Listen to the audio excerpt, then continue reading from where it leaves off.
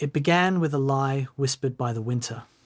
A lie that told exhausted soldiers the worst was behind them, that the Ardennes was quiet, gentle, safe, a place where men could catch their breath after months of brutal fighting. Snow covered the forest in soft white layers. Icicles hung from pine branches that swayed in the stillness. Smoke curled lazily from the chimneys of abandoned cottages. And for a moment, the front felt like a place the war had forgotten. But the Ardennes was not peaceful. It was holding its breath. Beneath that frozen calm, an entire army was hiding. Tens of thousands of German soldiers waited in the woods, motionless, shivering in pale winter light.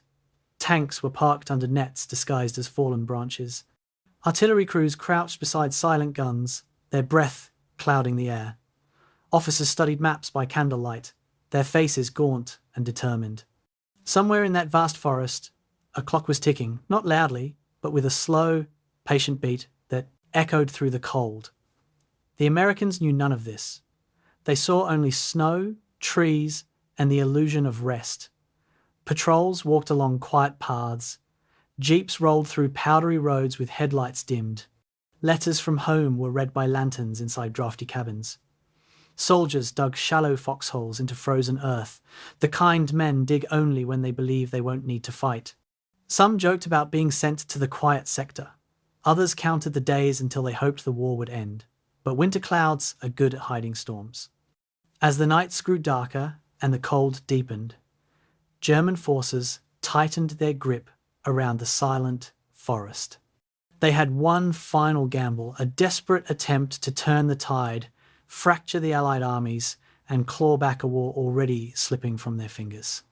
And they depended on the oldest Ally winter ever had: surprise. Then, on a December dawn, when the world was barely awake, the lie shattered. Artillery ripped through the forest with a violence that seemed to tear the sky apart. Shells burst in the treetops, raining splinters of wood and steel. Snow exploded into clouds of white smoke. Entire American outposts vanished under the barrage. Radios crackled with panic. Footsteps ran across frozen ground. And through the fog, through the cold, through the ringing silence that followed each explosion, German infantry surged forward like shadows thrown by fire. The Battle of the Bulge had begun not as a battle of glory, but as a battle of shock, confusion, and survival.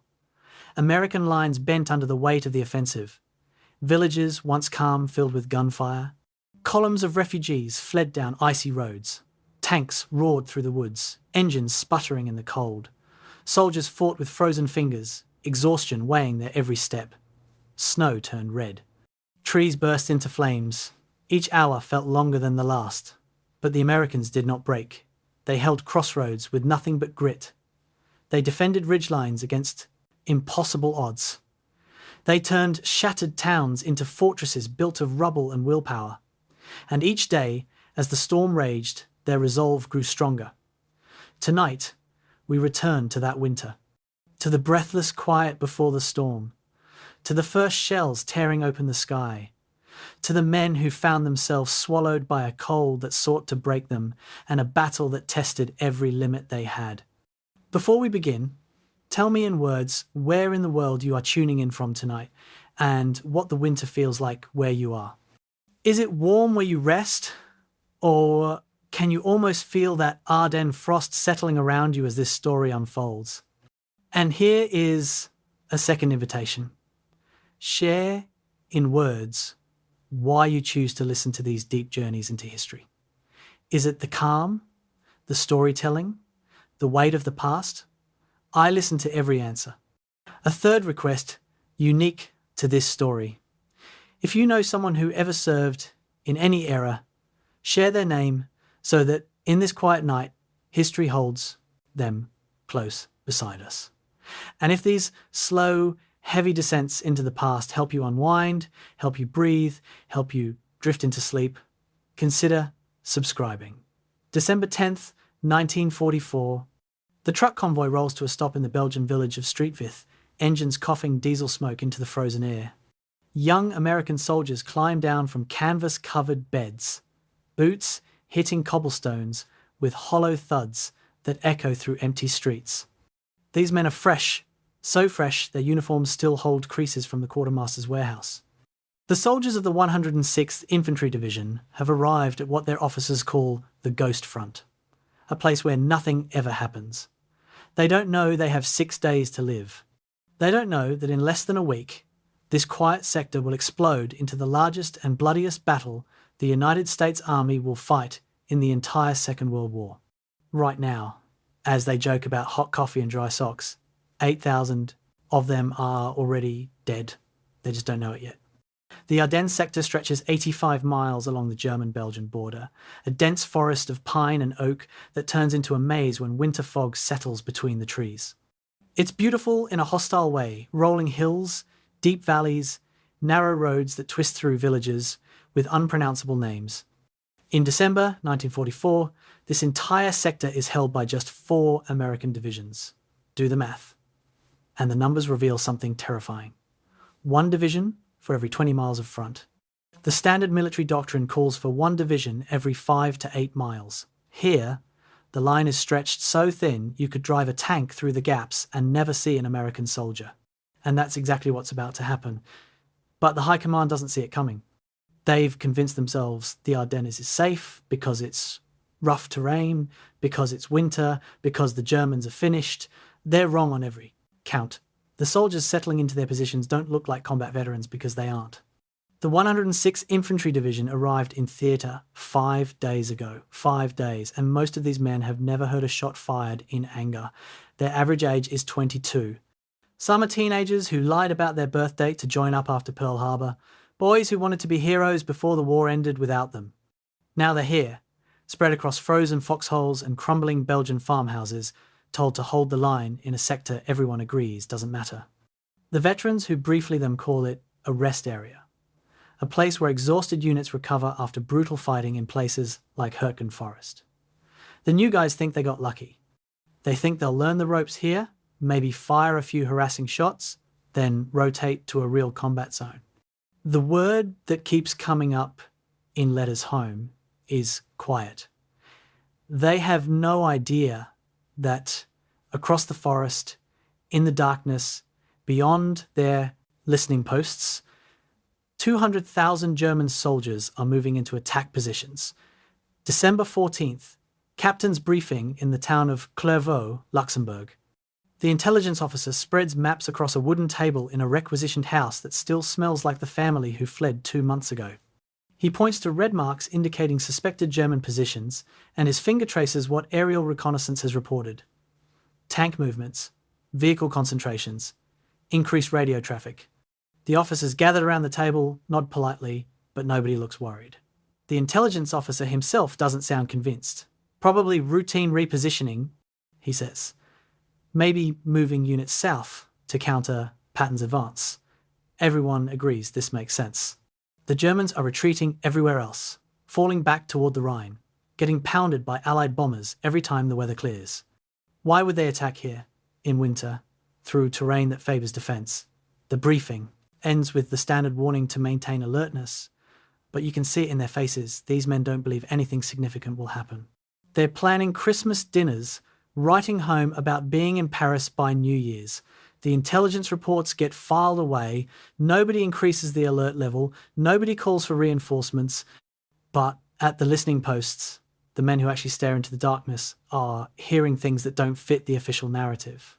December 15th, 11 o'clock at night. A forward observer named Edwards crouches in a foxhole so cold his breath crystallizes instantly in the air. He's supposed to be watching for German patrols, but instead he's listening. Metal clanking. Not the random noise of a few vehicles, something bigger, more organised. He reports it up the chain. An hour later, he reports it again. Engines. Lots of engines. His sergeant tells him he's hearing things, that the forest plays tricks at night. But Edwards knows what he's hearing. He grew up next to a railway yard in Pittsburgh. He knows the sound of heavy machinery. Across the 85-mile front, dozens of listening posts are reporting similar things. Strange sounds, shadows moving between trees, the smell of diesel fuel on the wind. Every report gets the same response. Probably nothing. Stay alert. Report anything unusual. The definition of unusual apparently doesn't include the largest German offensive build-up since 1940. At Supreme Headquarters, Allied Expeditionary Force, more than 100 miles away, General Dwight Eisenhower is planning the next phase of the Allied advance into Germany. The maps on his walls show arrows pointing east, always east, toward Berlin. His intelligence staff has assured him that Germany is finished as an offensive force. The Luftwaffe is grounded by lack of fuel. The Wehrmacht is retreating on every front. Ultra intercepts the decoded German radio traffic that gives the Allies an almost magical ability to read enemy plans, show increased activity in the Ardennes sector, but analysts attribute this to defensive preparations. Nobody considers that the Germans might have learned to hide their intentions, that maybe not everything goes through radio communications that Ultra can intercept.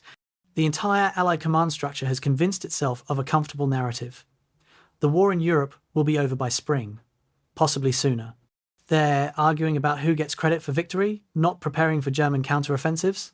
It's the most catastrophic intelligence failure of the Western European campaign, and it's about to cost thousands of lives. The weather is Germany's secret weapon, and they know it. For weeks, meteorologists in the Wehrmacht have been studying weather patterns, looking for the perfect storm, or rather, the perfect absence of storms.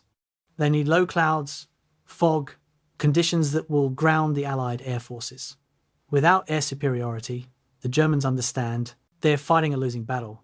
But take away those thousands of American and British fighters, those medium bombers that appear within minutes of any German movement, and suddenly the odds change. The forecast for mid-December shows exactly what they need: a high-pressure system moving across Europe, bringing cold temperatures and persistent fog. The clouds will sit at 500 feet, maybe lower. No planes will fly. No reconnaissance will spot the German build-up. It's a meteorological gift, and Hitler's planners have timed the offensive to exploit it. The Americans at their listening posts can hear the German preparations, but can't see them. The pilots who could spot the concentrations are grounded. The Germans are attacking blind, but so are the defenders. December 15th, evening.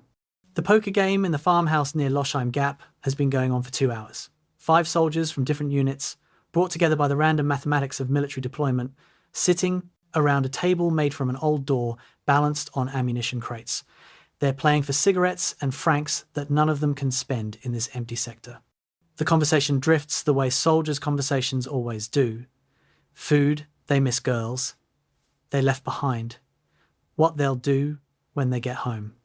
One kid from Ohio talks about his father's garage, how he's going to take over the business, maybe expand it. A sergeant from Brooklyn makes jokes about the ghost front, says if the Germans wanted to attack, they'd have done it by now. Outside, the temperature has dropped to 20 degrees Fahrenheit. The fog is so thick you can't see 20 feet. Somewhere in that fog, less than 2 miles away, German combat engineers are cutting lanes through barbed wire and marking paths through American minefields. The poker players don't hear them. They're laughing about something, arguing about whether a flush beats a straight. In 6 hours, 3 of them will be dead. The failure isn't just intelligence reports ignored or sounds in the darkness dismissed. It's something deeper, more systemic. The Allied command has fallen victim to its own success. They've been winning for so long since D-Day, since the breakout from Normandy, since the liberation of Paris, that they've forgotten how to think defensively. Every planning meeting focuses on offense. How fast can we advance? When will we cross the Rhine? Who gets to take Berlin? The possibility that Germany might still be capable of a major counteroffensive simply doesn't fit the narrative. When evidence appears that contradicts this comfortable story, it gets explained away. Tank concentrations? They're moving south. Radio traffic? Routine communications? Reports from frontline units? Green troops getting nervous. The cognitive bias is so strong that even direct evidence gets filtered through a lens of dismissal. Military historians will later call it victory disease, the assumption that because you've been winning, you'll keep winning. The Ardennes sector is about to become a textbook example of what happens when a military organisation stops questioning its own assumptions. As midnight approaches on December 15th, the last peaceful night in the Ardennes, the contrast between American and German preparations is absolute. On the American side, soldiers sleep in their foxholes, officers write letters by candlelight, headquarters, staff, plans, operations that will never happen. The 106th Division has its units spread across miles of front, with gaps between positions large enough to drive entire tank columns through. They have no reserves to speak of. If something breaks through, there's nothing behind them except empty forest and undefended supply depots. Across the line, in the darkness beyond the American positions, 200,000 German soldiers are moving into final attack positions. 7 panzer divisions, 13 infantry divisions, 2,000 artillery pieces being wheeled into position, their crews checking angles and coordinates by red-filtered flashlight. The German soldiers know something the Americans don't. At 5:30 tomorrow morning, everything changes. At 5:30, the largest German artillery barrage since the invasion of Russia will erupt across 85 miles of front. At 5:30, the quiet sector dies. And with it, the comfortable American assumption that this war is nearly over. 5:30 a.m., December 16th, 1944, the world ends in fire and thunder. 2,000 German artillery pieces fire simultaneously across 85 miles of the Ardennes front, and the sound is something beyond human experience. It's not loud in any normal sense. It's a physical force that slams into your chest, that makes your organs vibrate, that turns thought into nothing but pure animal terror. The shells come in waves, high explosives and air bursts, pounding American positions that moments before were quiet. Foxholes in a quiet forest. Soldiers jerk awake, not understanding what's happening, their minds unable to process the transition from sleep to apocalypse. Trees explode into splinters, frozen earth fountains into the air.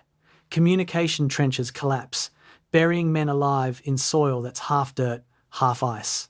The barrage is so intense that seismographs in Switzerland, 250 miles away, register the vibrations. The Germans are not probing for weaknesses. They are attempting to destroy the American line through sheer explosive force. In the first 90 minutes, more shells fall on the Ardennes than fell on Britain during the entire Blitz. The sensory overload is complete and deliberate. German artillery doctrine has spent 5 years perfecting this technique, the overwhelming first strike designed not just to kill, but to paralyze, to turn organized units into scattered individuals who can't think beyond the next explosion.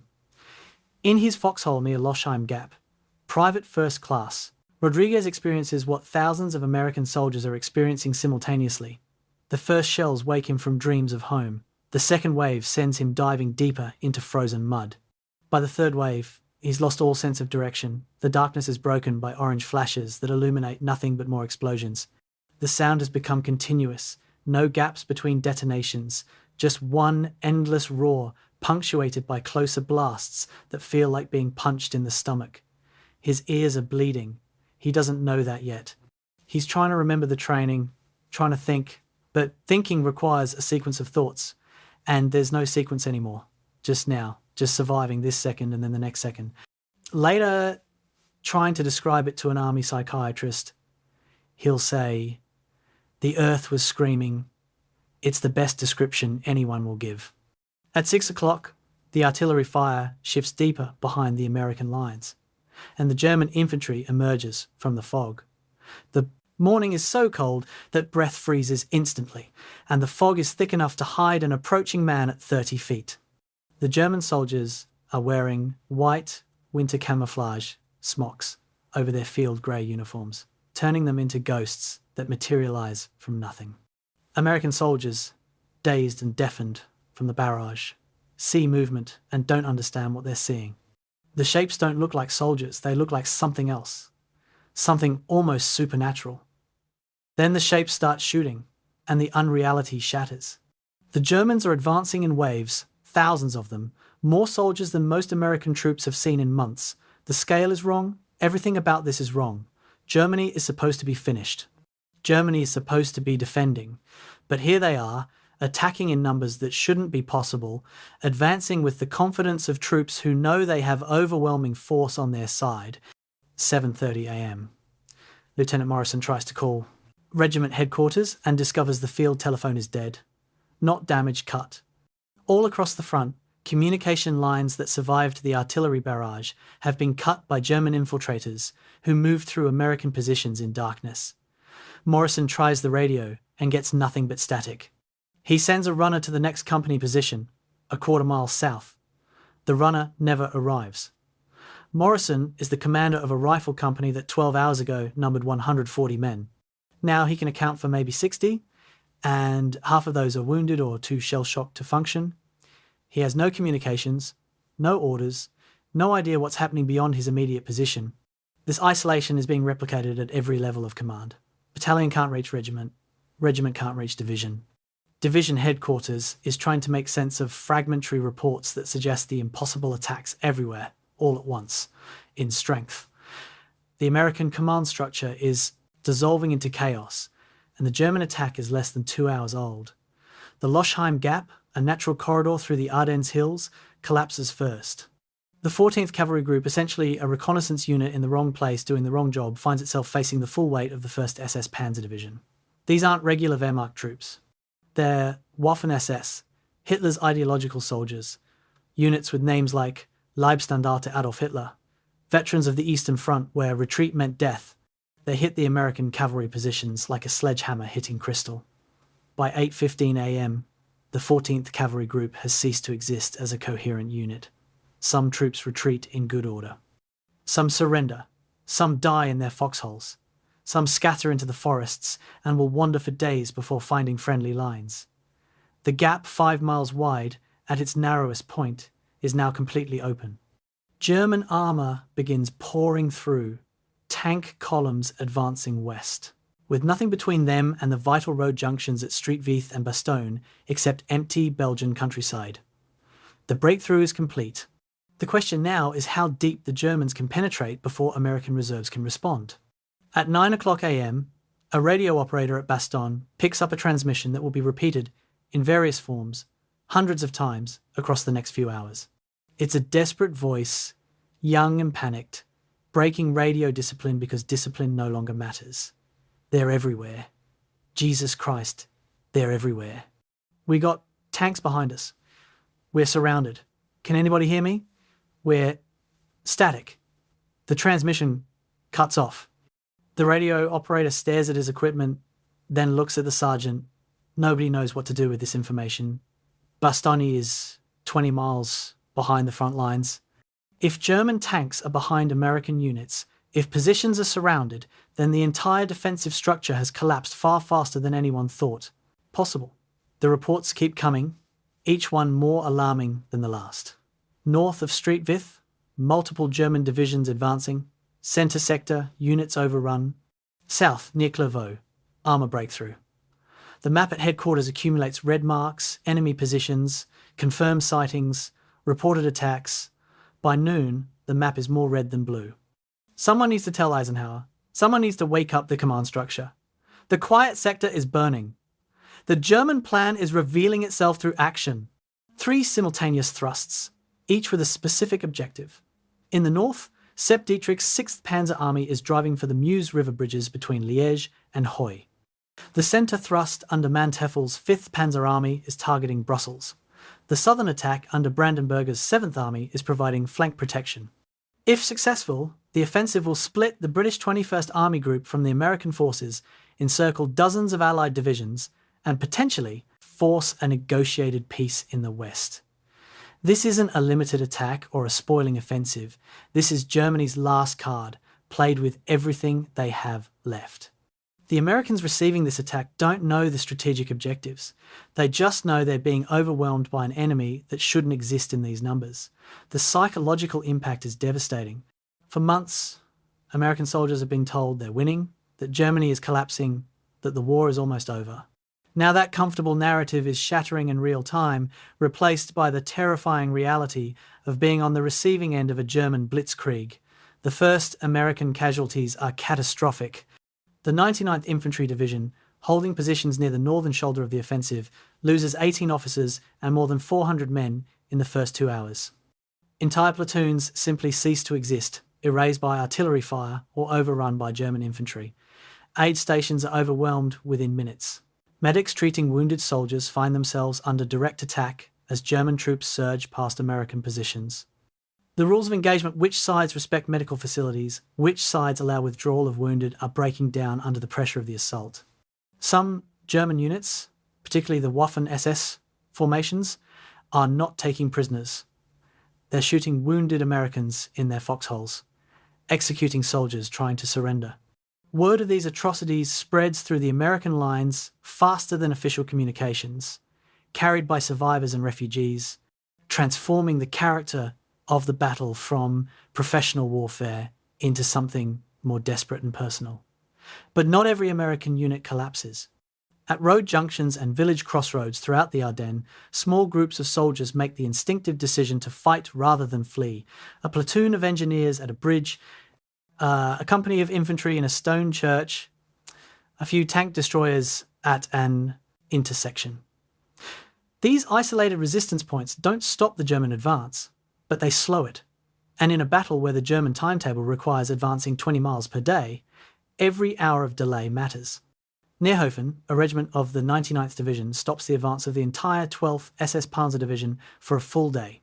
The Germans expect to punch through and be gone within hours.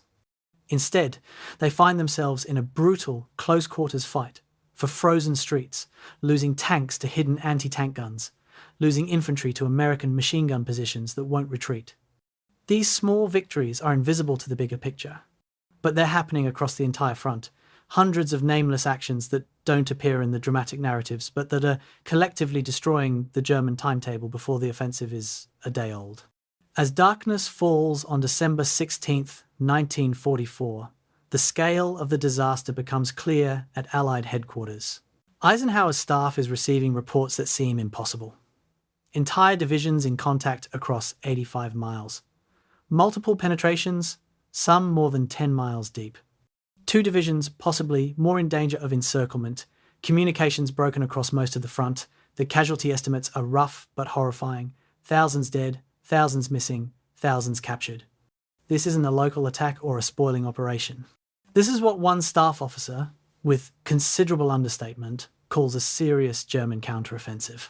The comfortable assumption that Germany was finished, that the war in Europe was effectively won, has just been revealed as catastrophic wishful thinking. In his headquarters, Eisenhower makes the first critical decision of the battle.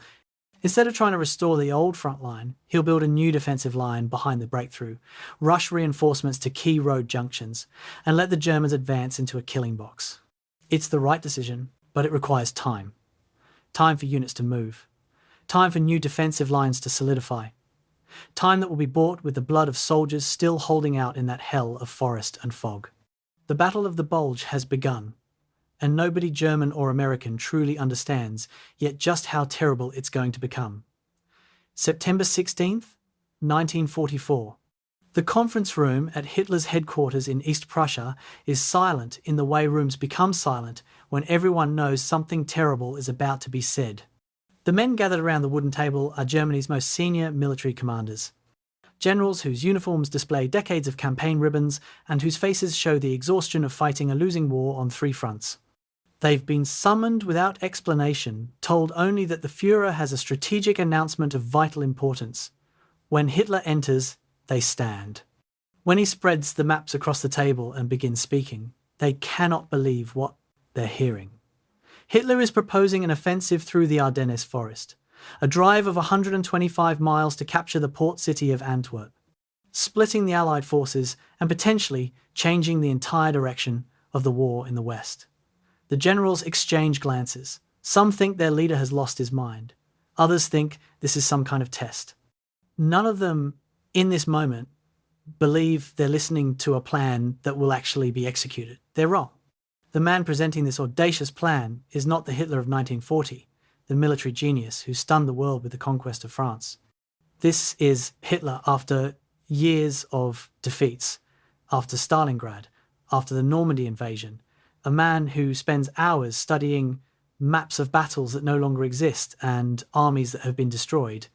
But his strategic thinking, however delusional about Germany's actual capabilities, remains frighteningly clear. He understands something the Allied commanders have forgotten in their rush toward Berlin. The Anglo-American alliance is a marriage of convenience, not a natural partnership. The British and Americans disagree about strategy, about command, about objectives. Churchill wants to push through the Alps into Austria. Eisenhower wants a broad front advance into Germany. Montgomery thinks he should lead the main thrust. Patton thinks Montgomery is a cautious fool. Hitler believes that a sharp, devastating blow, a battlefield catastrophe that traps tens of thousands of Allied soldiers, might crack this fragile coalition.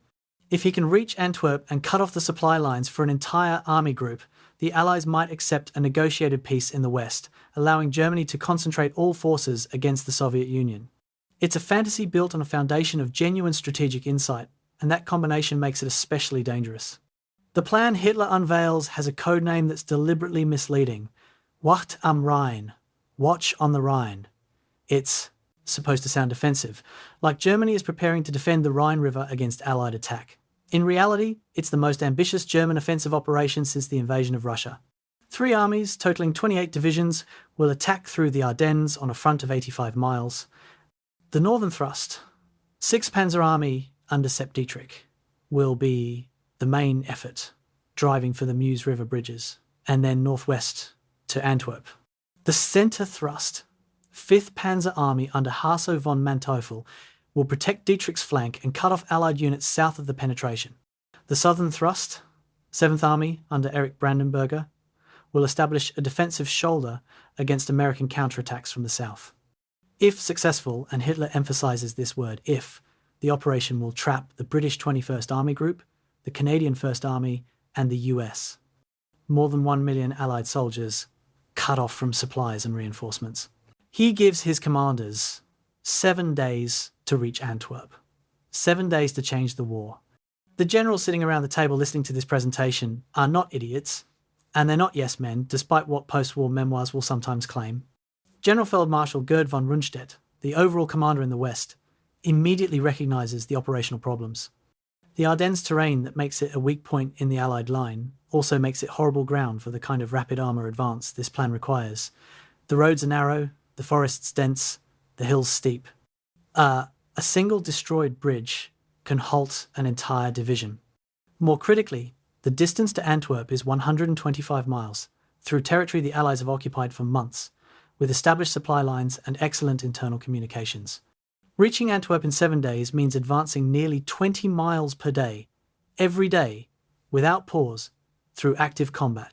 General Feldmarschall Walter Model, commander of Army Group B, proposes an alternative, a limited offensive to encircle and destroy several American divisions east of the Meuse, shortening the German front line and buying time. This small solution, as it becomes known, is tactically achievable. Hitler's large solution, Antwerp or nothing, requires near-perfect execution and assumes American resistance will collapse. The debate goes on for hours, Hitler remains unmoved, Antwerp or nothing. The fuel calculations reveal just how desperate the gamble really is. Germany's Quartermaster Corps presents the numbers, and they're devastating. The operation, as planned, requires 9 million gallons of fuel, gasoline for vehicles, diesel for trucks, high-octane aviation fuel for fighter cover. Germany has 4.5 million gallons available. The deficit is obvious, impossible to ignore. Hitler's solution to this mathematical impossibility is simple and insane. Capture American fuel depots. The plan literally requires that German armoured columns overrun Allied supply dumps, seize their fuel, and use it to continue advancing. It's like planning to rob a bank by assuming you'll find the keys to the vault lying on the front desk. The generals know this is madness. But they also know that disagreeing too forcefully with Hitler in 1944 can be career-ending or life-ending. Some argue quietly, some stay silent. None of them can stop the offensive from being ordered. By October, ready or not, the plan is approved. Preparations begin. The largest German offensive since 1941 is now in motion, propelled by a combination of desperation, delusion, and one undeniable fact: Germany is losing, and doing nothing means certain defeat. The deception operation is where German competence shows through the strategic fantasies. The Wehrmacht understands that surprise is the only way this offensive has any chance of success, and they orchestrate a masterpiece of military misdirection. False. Radio traffic suggests a major counteroffensive building in the Saar region, 200 miles south of the actual attack zone. Dummy tank divisions, literally wooden tanks on truck chassis, appear in aerial reconnaissance photos near Cologne. Troop movements toward the Ardennes happen only at night, with strict radio silence and extreme camouflage discipline. Units move in small groups. Artillery pieces are wheeled into position, under cover of darkness and camouflaged before dawn. Even senior German officers are kept in the dark about the offensive's true scope. The deception works brilliantly. Allied intelligence sees the German build-up but interprets it as defensive positioning, expecting Germany to shorten their lines and dig in for the winter. Ultra intercepts the decoded German radio transmissions that have given the Allies an enormous intelligence advantage, capture increased activity but nothing specific. The Germans have learned to keep critical information off the radio. By December 15th, 28 German divisions, totaling more than 200,000 troops, are positioned in the forests along the Ardennes front. Allied intelligence estimates place German forces in the region at 3 to 4 divisions. The intelligence failure is comprehensive and fatal. The historical parallel Hitler keeps referencing is 1940, and he's not wrong to make the comparison. In May 1940, Germany launched an offensive through the Ardennes that military experts considered impossible tank terrain. The attack shattered French and British defences, reached the English Channel in 10 days, and forced France to surrender within 6 weeks. It was one of the most stunning military victories in modern history. Now, 4 years later, Hitler is attempting to repeat that triumph. But the situation has changed in ways his plan doesn't acknowledge. In 1940, the Wehrmacht was a fresh, fully equipped force attacking enemies who weren't prepared for mobile warfare. In 1944, the Wehrmacht is a battered, undersupplied force attacking enemies who have perfected mobile warfare and who possess overwhelming material superiority. In 1940, Germany had air superiority. In 1944, the Luftwaffe can barely contest Allied control of the skies. In 1940, German logistics could support rapid advances. In 1944, German logistics run on captured equipment and horses because there's not enough fuel for trucks. Hitler is trying to recreate a victory from a different war, with a different army, under different conditions. The only thing that remains the same is his willingness to gamble everything on one desperate throw of the dice. December 12th, 1944.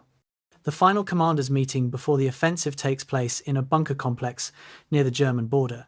Security is so tight that attending officers have their briefcases searched and are forbidden from taking notes. Hitler speaks for more than 2 hours, and his speech is a mixture of genuine strategic analysis and complete fantasy. He's correct that the Allied coalition has tensions that a major shock might crack. He's correct that capturing Antwerp would create a logistical crisis for the British and Canadian armies. He's correct that the Americans have stretched their line thin in the Ardennes. But he's delusional about Germany's ability to execute the plan, about Allied response times, about fuel availability, about air power, about the basic arithmetic of combat strength. The generals listening know all this. Some have privately called the plan a suicide mission, but they also see one thing clearly. Germany is dying slowly, being crushed between Soviet armies in the east and Anglo-American forces in the west. At least this plan offers action instead of passive defeat. At least it tries something. Model later tells his staff, this plan does not have a 10% chance of, but it has a 10% chance, which is 10% more than sitting here waiting for the end. On that bleak calculation, the Wehrmacht prepares to attack. The contrast with Allied planning in the same period is absolute. In November 1944, Churchill and Eisenhower meet to discuss the final campaigns of the war. The conversation is entirely about offence, when to cross the Rhine, which armies get priority for supplies, whether to make a single thrust toward Berlin or a broad front advance. The possibility that Germany might launch a major counteroffensive is not seriously considered. American intelligence summaries from late November describe the German military as incapable of offensive operations of any significant scale. British assessments conclude that German fuel shortages make mobile operations impossible. The entire Allied command structure has convinced itself that Germany is finished. They're planning the victory parade while the enemy is planning an attack. The intelligence exists to warn them. Ultra intercepts show increased German activity, aerial reconnaissance spots troop movements, frontline units report suspicious activities. But the information gets filtered through a lens of assumption. Every piece of evidence that suggests a German build-up gets explained as defensive preparations or local adjustments. The cognitive bias is so strong that even when the attack begins, some Allied commanders initially refuse to believe it's a major offensive. thinking it must be a limited spoiling attack. The Germans achieve something that should be impossible in modern warfare: complete strategic surprise against an enemy that can read your communications. As December 16th approaches, the German soldiers moving into attack positions, we understand they're attempting something desperate. These are not the confident troops who marched across Europe in 1940. These are veterans of the Eastern Front, boys too young to shave, and old men called back from retirement. The panzer divisions that will lead the attack include some of the most elite units. Germany has left the 1st SS Panzer Division, Leibstandarte Adolf Hitler, the 12th SS Panzer Division Hitler Youth, but even these units are shadows of their former strength. Tanks are a mixture of modern Panthers and older Panzer IVs, with fuel tanks half empty because there isn't enough gasoline to fill them. The infantry divisions include Volksgrenadier units, People's Grenadiers, ordinary Germans given 6 weeks of training and told to hold a rifle. The artillery that will fire the opening barrage has been assembled by stripping guns from every other sector of the front, creating local superiority by accepting weakness everywhere else. It's Germany's last reserve, the final accumulation of military strength thrown into one enormous gamble. If it succeeds, the war continues. If it fails, Germany has nothing left. In 60 hours, 2,000 guns will fire. In 60 hours, the gamble begins, and Hitler, studying his maps in the bunker, believes with absolute certainty that this time history will bend to his will. He's wrong. But it will take 41 days and 60,000 casualties to prove it. December 16th, 1944, 11 o'clock in the morning.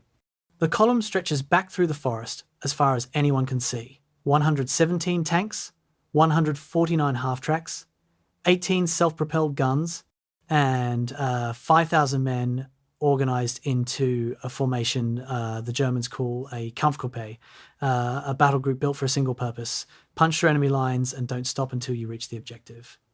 This particular Kampfgruppe is commanded by Obersturmbannführer Joachim Paper, a 29-year-old SS officer who has spent 4 years fighting on the Eastern Front and who approaches warfare with the cold efficiency of someone who stopped thinking of the enemy as human beings somewhere outside Kharkov. His orders are simple: drive west, capture the bridges over the Meuse River between Huy and Liège, open the route to Antwerp. He has 70 hours to cover 90 miles. The schedule is impossible. Paper knows it's impossible. He's going to attempt it anyway. Behind him, German artillery is still pounding American positions. Ahead, through the fog and smoke, lies the Lochheim Gap, and beyond that, open road. The lead tanks roll forward, engines roaring, treads chewing frozen ground. The spearhead is moving. The composition of Kampfgruppe Piper reveals everything about what Germany has left to gamble. At the front are 11 King Tiger tanks, the heaviest and most powerful tanks in the world, 70-ton monsters with armour so thick that no Allied tank gun can penetrate them frontally. Behind them are Panthers, the German answer to Soviet 34s, fast and deadly with high-velocity 75mm guns. Mixed in are older Panzer IVs, reliable, workhorses that have been fighting since 1939. The infantry riding in half-tracks are Waffen-SS, selected for aggression and indoctrinated with Nazi ideology that makes them both effective soldiers and prone to atrocities. These aren't regular army troops who might still observe the conventions of warfare. These are true believers, men who fought at Kursk and Kharkov, who retreated across Russia, burning everything behind them, who understand that Germany is losing and who have been told this offensive is the last chance to change that outcome. Piper himself is a complex figure, tactically brilliant, personally brave, and completely ruthless. He was once an adjutant to Heinrich Himmler. He has operated on the Eastern Front where warfare had no rules. Now he's been given the most important mission of Germany's last offensive. He will not let rules stand in his way. The first obstacle is the Lochheim Gap itself, and it falls faster than anyone expected. The American cavalry units screening the gap are light forces meant for reconnaissance, not sustained combat against heavy armour. When the King Tigers appear out of the fog, there's a brief exchange of fire that illuminates nothing except how outmatched the defenders are. A 37mm anti-tank gun fires at a King Tiger and watches its shell bounce off the frontal armour like a thrown stone. The King Tiger rotates its turret, fires once, and the American gun position ceases to exist. The pattern repeats across the gap, American units engaging, realizing they can't stop what's coming at them, and making the rational decision to retreat or be annihilated. By 1 o'clock in the afternoon, Piper's column is through the gap and advancing west. They've covered 5 miles. They have 85 miles to go. The roads ahead are narrow, winding through small Belgian villages with stone buildings and medieval streets never designed for tank traffic. Every village is a potential choke point. Every bridge is critical. Piper pushes his column forward at maximum speed, knowing that hesitation kills momentum, and momentum is the only thing that might make this insane mission possible. December 17th, 1 o'clock in the afternoon. The crossroads at Bourges, near the town of Normandy. Piper's lead elements have been advancing for nearly 30 hours with minimal sleep, living on amphetamines that German forces distribute to maintain alertness. They're ahead of schedule but low on fuel, a problem that will become critical within 24 hours. At the crossroads, they encounter an American convoy, Battery B, of the 285th Field Artillery Observation Battalion, moving south with no idea that German armour has broken through.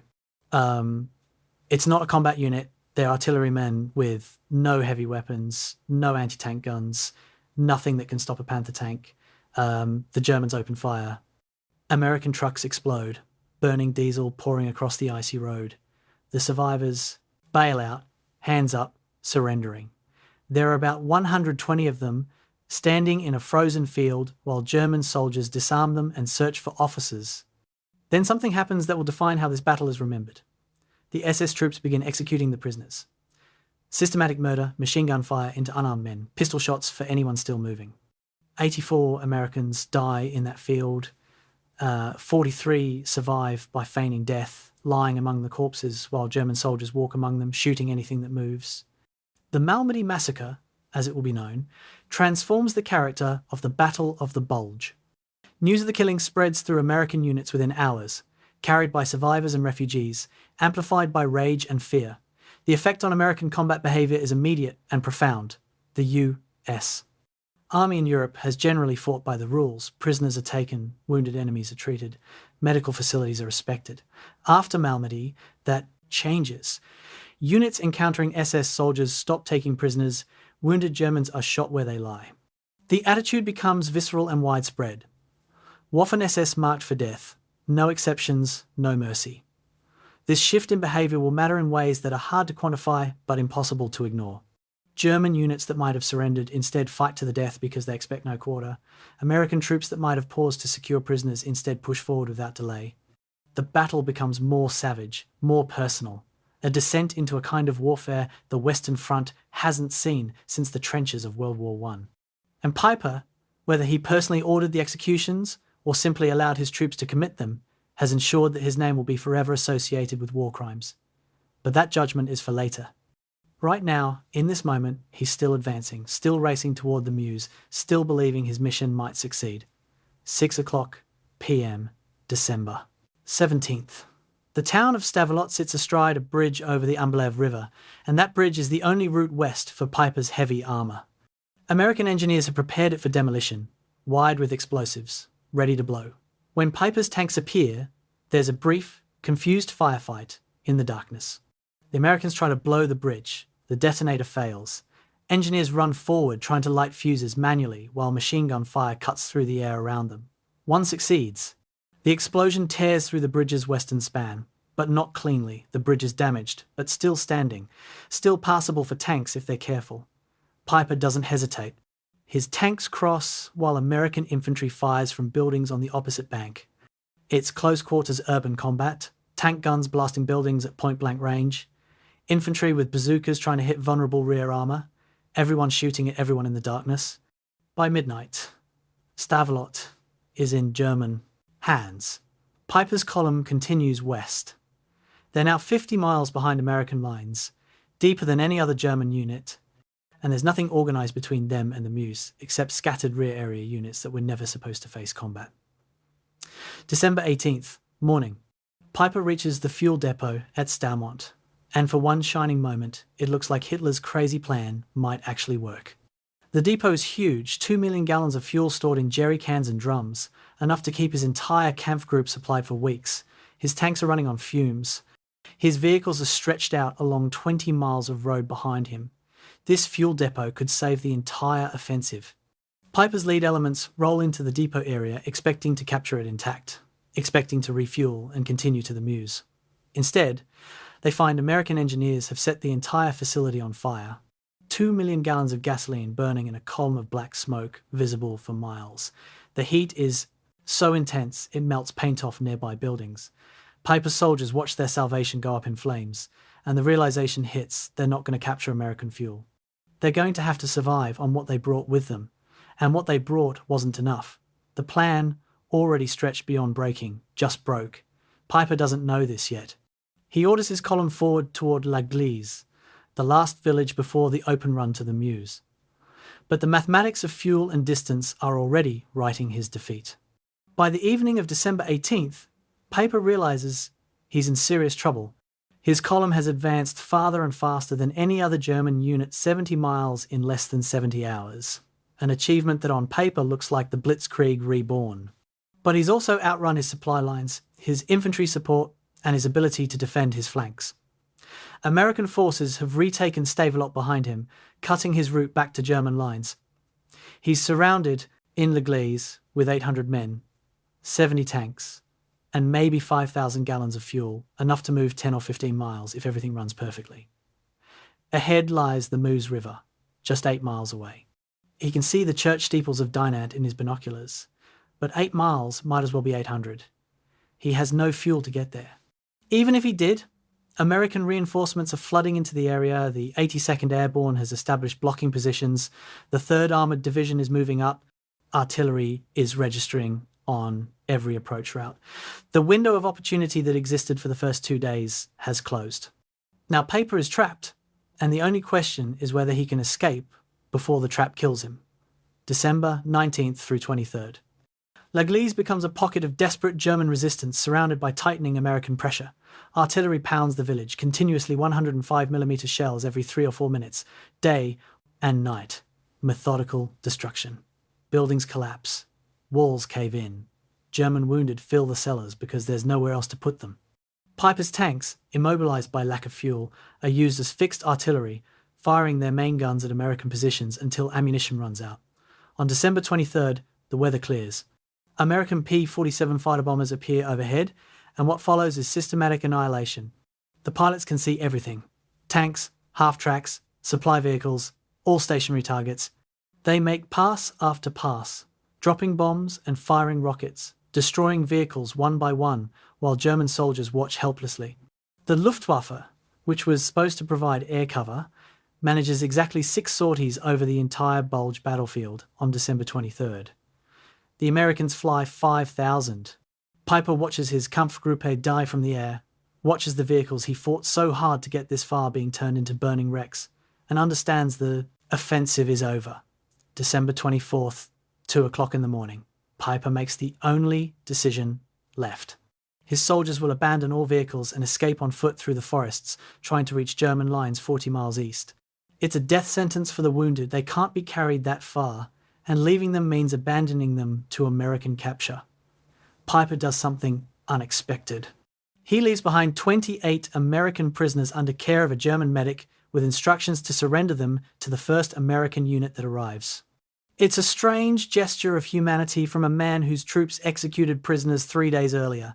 Maybe it's calculation, hoping that sparing these prisoners will result in better treatment for his own wounded. Maybe it's exhaustion. Maybe he's trying to balance some internal moral equation. Whatever the motivation, it happens. Then, in darkness and snow, 800 German soldiers slip out of L'Église and disappear into the forests. Behind them, they leave 135 vehicles, including all 11 King Tigers that began the advance. American forces entering L'Église the next morning find a graveyard of German armour, the most powerful tank unit in the offensive, reduced to burning metal and corpses. Of the 5,000 men who began the advance with Kampfgruppe Piper, 800 survived to reach German lines. The spearhead went deepest, achieved most, and died furthest from home. The high water mark of Hitler's offensive is a village filled with destroyed tanks and the smoke from 2 million gallons of fuel that burned instead of fueling the drive to Antwerp. Piper will survive the war and face trial for the Malmedy massacre. But his military reputation ends here, in a Belgian village, 8 miles short of the objective, watching his last chance at victory disappear into winter fog. December 16th, 2 o'clock in the afternoon. Captain William Thompson stands in what used to be a command post and is now a smoking crater surrounded by splintered trees and dead soldiers. He commands Company C of the 422nd Infantry Regiment, 106th Division, and 6 hours ago he knew exactly where his unit was, where the enemy was, and what his mission entailed. Now he knows nothing. The field telephone is dead. The radio gives only static. His company has been split by German penetrations, half his men are missing, and he has no idea if the positions to his left and right still exist. What he does know is that German troops are moving through the forest behind him, that artillery fire is coming from directions that should be friendly territory, and that the carefully organised defensive line he was holding has dissolved into chaos. Thompson's experience is being repeated at every level of command across the 85-mile front. The Ghost Front isn't collapsing uniformly, it's fragmenting, breaking into hundreds of isolated unit actions, each one a desperate, small battle, where the only objective is surviving until dark. The Schnee Eifel is a forested ridgeline that, on December 15th, seemed like decent defensive terrain, and on December 16th became a trap. 2 regiments of the 106th Infantry Division, the 422nd and the 423rd, roughly 6,000 men, are positioned along the ridgeline facing east toward Germany. It's good ground for defence, clear fields of fire. Excellent observation. The problem is that German forces have attacked around both flanks, and by mid-afternoon, on December 16th, these 2 regiments are surrounded. Not in danger of being surrounded, actually surrounded with German units to their front, both flanks and rear. The division commander orders them to hold in place, insisting that relief is coming. But relief isn't coming. The units that might have helped are fighting for their own survival. December 17th passes with the encircled regiments waiting for a breakout order that never arrives. December 18th, the same. By December 19th, they're out of ammunition, out of food, and out of hope. At 4 o'clock in the afternoon, the commanders of both regiments order their troops to destroy weapons and surrender. 8,000 Americans march into captivity, the largest American surrender since Bataan in 1942. It's a catastrophe that barely registers in the larger battle because so many catastrophes are happening simultaneously. Street Vith is a small Belgian market town that sits at the intersection of 5 roads, and those roads are the reason it matters. Control Street Vith, and you control movement through the northern Ardennes. Lose Street Vith, and the German advance becomes a flood with no obstacles. On December 17th, Brigadier General Bruce Clark arrives in Street Vith to find organised chaos. The town is filling with retreating American units, fragments of the 106th Division, engineer units, artillery battalions that have lost their guns, individual soldiers who got separated from their units and are trying to find friendly lines. Clark has brought elements of the 7th Armoured Division, and together with the defenders already in place, he organises something that barely qualifies as a defence, but that will hold for 6 critical days. The German 5th Panzer Army needs Street Vith immediately. Their timetable allows for capturing it on December 17th. Instead, they get a fight that turns into a meat grinder, street by street, building by building, American troops buying time with their lives. December 18th, Clairvaux. The medieval castle dominates the town, stone walls 3 feet thick, built to withstand sieges from an age when warfare moved at the speed of horses. Now it's the last stronghold of the 110th Infantry Regiment, surrounded by German armour that's shelling it with direct-fire tank guns at ranges measured in yards. Inside the castle, 200 Americans are making a last stand that nobody watching thinks they'll survive. They have no anti-tank weapons left. Food is running out. The radio that connected them to regiment is destroyed. Lieutenant Colonel Hurley Fuller, the regimental commander, knows his unit is finished but orders continued resistance because every hour they hold is an hour that American forces behind them can establish defensive positions. The Germans bring up 88mm guns and methodically blast holes in the castle walls. By evening, German infantry is inside the castle, fighting room to room with grenades and submachine guns. The Americans surrender at 9 p.m. Fuller and most of his men become prisoners. The 110th Infantry Regiment ceases to exist. But they held Clairvaux for 2 days, and those 2 days matter in the accumulated mathematics of delay that's killing the German timetable. December 18th, the road to Bastogne. The 101st Airborne Division is supposed to be resting in camps around Reims, France, recovering from the disastrous Operation Market Garden 2 months earlier. Instead, they're being loaded onto trucks in emergency deployment, racing north through darkness toward a battle nobody fully understands yet. The men climbing into the trucks are paratroopers, elite infantry trained for rapid deployment behind enemy lines, but they're not prepared for sustained defensive operations. They have no winter clothing, they're wearing summer weight uniforms because their winter gear is still in quartermaster warehouses, they have minimal ammunition because the division was supposed to be in reserve, they have no heavy weapons beyond mortars and machine guns because you don't need artillery when you're jumping from airplanes, and they're heading into a situation where they'll be outnumbered 3-1 by German forces that include heavy armour. The convoy moves through the night, headlights off, drivers navigating by moonlight, racing against German columns that are also converging on Bastogne. It's a race that will be won or lost by hours, and nobody in those trucks knows if they're driving toward a battle they can fight or a trap they can't escape. The scale of the German assault is revealing itself through the accumulation of fragmentary reports at headquarters. Attacks confirmed at Monschau in the north, breakthrough at Lochheim Gap, heavy fighting around Street, Vith, Clairvaux falling, Germans reported at Houffalize, at Trois Ponts, approaching Bastogne. The map at 1st Army Headquarters accumulates red marks like a spreading infection, each mark representing a reported German position. By December 18th, the map is more red than blue across an area the size of Rhode Island. The staff officers trying to make sense of the reports face an impossible task. They're receiving information that's hours old by the time it reaches them, about battles that have already been decided, from units that may no longer exist. The communications infrastructure has collapsed, field telephone lines are cut, radio frequencies are jammed or simply overwhelmed by the volume of traffic. Runners sent between units often never arrive.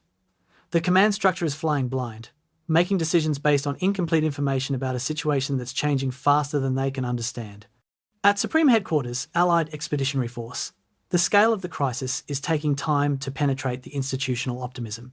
Eisenhower's Chief of Staff, General Walter Bedell Smith, initially tells concerned officers that the German attack is giving us a great opportunity to kill them. The thinking is that Germany is exposing forces to destruction that would have been safer in defensive positions. It's not entirely wrong, ultimately. The Battle of the Bulge will destroy Germany's strategic reserve and hasten the end of the war. But in the moment, on December 17th and 18th, that eventual outcome is far from certain. What is certain is that American forces are being pushed back, that entire units are surrounded or destroyed, that German columns are advancing farther and faster than should be possible. Eisenhower makes several critical decisions in quick succession. All offensive operations stop immediately. The 82nd and 101st Airborne Divisions deploy to the Ardennes. Reserves in England prepare for emergency deployment. Most importantly, he resists the temptation to immediately counterattack, instead focusing on establishing a solid defensive line and letting the Germans advance into a killing box where American advantages in artillery and air power can destroy them. It's the right strategy, but it requires accepting territory losses and American casualties that are psychologically difficult for a command structure that's been winning for 6 months. The individual experiences of soldiers caught in the collapse are remarkably similar, despite being separated by miles and differing circumstances. Confusion, communication breakdown, orders that don't match reality, units discovering they're cut off. The decision to fight, surrender, or try to escape through German lines.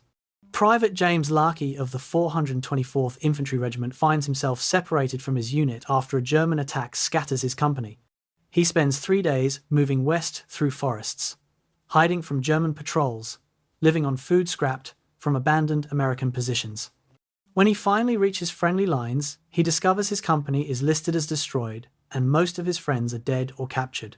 Sergeant Michael O'Brien of the 9th Armoured Division watches his tank platoon get ambushed by German armor, sees 3 of 4 tanks in his platoon destroyed in 30 seconds, bails out of his burning Sherman and escapes on foot. He reaches American lines 48 hours later with burns on his hands and no idea if anyone else from his crew survived. These stories, multiplied by thousands, are the human reality of what headquarters calls the situation in the Ardennes. It's not a situation. It's chaos given organizational structure. But not every unit breaks. Not every position falls. Scattered across the battlefield are acts of resistance that don't stop the German advance, but that slow it, delay it, force costly detours and time-consuming reductions of strong points. Near Krinkelt-Rocherath, the 2nd and 99th Infantry Divisions fight a meeting engagement against the 12th SS Panzer Division and stop them cold, holding a road junction that's critical for German movement north. The Germans expect to brush aside American resistance and be through the villages in hours. Instead, they get a 2-day battle that cost them dozens of tanks and hundreds of infantry casualties. Near Trois-Ponts, American engineers blow a bridge literally seconds before German tanks can cross, forcing a massive detour. That costs Kampfgruppe 10 critical hours. At dozens of crossroads and small villages, American units make the decision to stand and fight rather than retreat, trading their lives for time. These aren't the dramatic battles that make it into history books. They're the nameless, unrecorded actions that collectively determine whether Germany advances 20 miles per day as planned or 5 miles per day as actually happens. The difference between those numbers is the difference between possible German victory and certain German defeat. By December 19th, 72 hours into the offensive, the pattern is clear. The German attack has achieved tactical surprise and created a huge bulge in the American line. But it hasn't achieved the breakthrough that Hitler's plan requires. American units are battered but not destroyed, retreating but not routed, fragmenting but not dissolving. The road junctions at Streetvith and Bastogne are still in American hands. The Meuse River bridges are still 30 miles from the nearest German spearhead. Most critically, American reserves are flooding into the region faster than German forces can exploit their initial success. The battle that was supposed to be over in 72 hours, German armour at the Meuse, American units encircled and destroyed, is instead turning into a massive slugging match where both sides are pouring in reinforcements, and the question becomes which side can sustain the losses longer. The Ghost Front has collapsed, but it hasn't been overrun. It's been transformed into a chaotic battlefield where hundreds of separate actions are determining an outcome that nobody yet understands. The next week will determine whether this is Germany's last victory or America's temporary setback. But here, at the 72-hour mark, with Street, Vith holding, and Bastogne surrounded, the answer could still go either way. December 20th, 1944, evening. The last road into Bastogne closes like a noose tightening. A German armoured column cuts through the village of Sibret on the southwestern approach, and with that, the encirclement is complete. Inside the town, 18,000 American soldiers realise they're surrounded by roughly 45,000 Germans. The soldiers of the 101st Airborne Division have been in Bastogne for less than 48 hours, barely enough time to establish defensive positions, certainly not enough time to stockpile the ammunition and supplies needed for a sustained siege. They arrived with what they could carry in the trucks that brought them one day's rations, minimal medical supplies, no winter clothing. Now the trucks are gone, the roads are held by Germans, and the only way in or out is by air, assuming the weather ever clears enough for aircraft to fly. Brigadier General Anthony McAuliffe, the acting division commander, gathers his staff in a cellar that serves as headquarters. Someone asks about withdrawal. McAuliffe looks at the map, showing German positions in every direction, and says something that will define the battle. They've got us surrounded, the poor bastards. It's bravado masking genuine concern, but it's exactly the kind of defiant attitude that turns desperate situations into legendary stands. Bastogne matters for reasons that are purely geographic. 7 paved roads converge on the town like spokes on a wheel, and those roads are the only way for German armour to move west through the southern Ardennes. The region's terrain is difficult: hills, forests, valleys with streams that tanks can't ford. The roads are essential. Hitler's plan requires German armoured divisions to use these roads to reach the Meuse River. If Bastogne stays in American hands, German armour has to detour on secondary roads. Narrow tracks that slow movement to a crawl and create bottlenecks where entire divisions stack up, waiting to advance. The German High Command knows this. Their operations orders explicitly state that Bastogne must be captured by December 19th at the latest. Now it's December 20th, the town is still in American hands, and 3 German divisions are being diverted from the westward advance to reduce it. Every hour those divisions spend fighting for Bastogne is an hour they're not driving toward Antwerp. The strategic mathematics of brutal and simple hold Bastogne, and the German offensive bogs down. Lose Bastogne, and the breakthrough accelerates. Everything depends on whether the 101st Airborne can hold until relief arrives. The defenders are an improvised collection of units that barely constitute a coherent force. The 101st Airborne forms the core paratroopers, who are trained for aggressive assault operations, not prolonged defence. Supporting them are remnants of the 9th and 10th Armoured Divisions, tank units that got cut off during the German advance and fell back to Bastogne. There's the 705th Tank Destroyer Battalion with towed 3-inch guns that can kill German tanks if they get close enough. There are artillery battalions, engineer companies, even cooks and clerks issued rifles and sent to man defensive positions. McAuliffe organises this mixed force into a perimeter defence, parcelling out the limited anti-tank weapons to positions where German armour is most likely to attack. The problem is that German armour can attack from any direction because German forces surround the entire town. The Americans establish 8 roadblocks on the main approaches, dig in their few tanks and tank destroyers, and prepare to fight a 360-degree battle where the front line is everywhere. December 21st. The ammunition crisis becomes acute. Artillery is the American Army's greatest advantage, massive firepower that can break up German attacks before they reach American lines. But artillery requires shells, and shells require trucks to deliver them, and the trucks can't reach Bastogne anymore. McAuliffe's artillery commander reports they have 2,400 shells remaining across all batteries. In a normal defensive battle, that's maybe 6 hours of sustained fire. Here, surrounded and facing attacks from multiple directions, it might be less.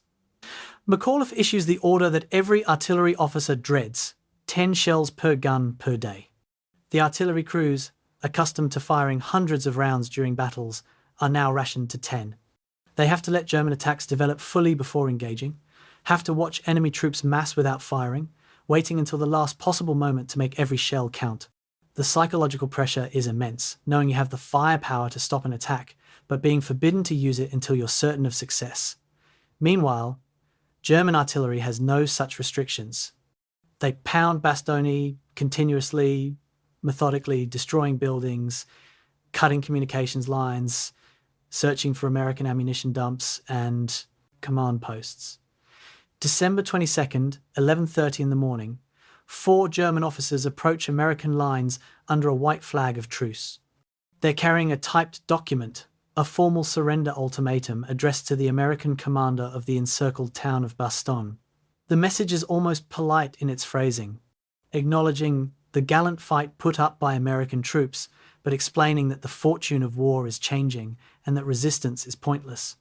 The Germans offer honourable terms, surrender now, and all American personnel will receive proper treatment as prisoners of war. Refuse.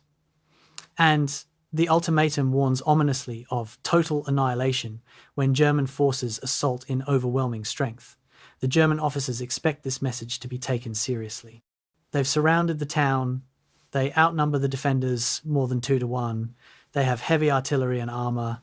What they don't understand is that paratroopers, by definition, are soldiers who volunteer to jump out of airplanes behind enemy lines. Being surrounded doesn't frighten them, it's literally what they train for. McAuliffe reads the ultimatum and his first response is unprintable. His actual words are, "Ah, nuts." A dismissive expression that captures his complete contempt for the German demand. His staff suggests he needs to provide a formal written reply. McAuliffe thinks for a moment and decides his initial response is perfect. He writes on a piece of paper, "To the German commander, nuts," the American commander. It's one word, capitalized for emphasis, followed by his signature.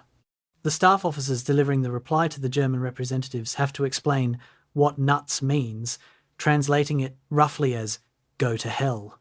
The Germans are baffled by American slang but understand the sentiment. They withdraw, and both sides prepare for the assault everyone knows is coming. Back in the American lines, word of McAuliffe's reply spreads instantly through the defensive positions.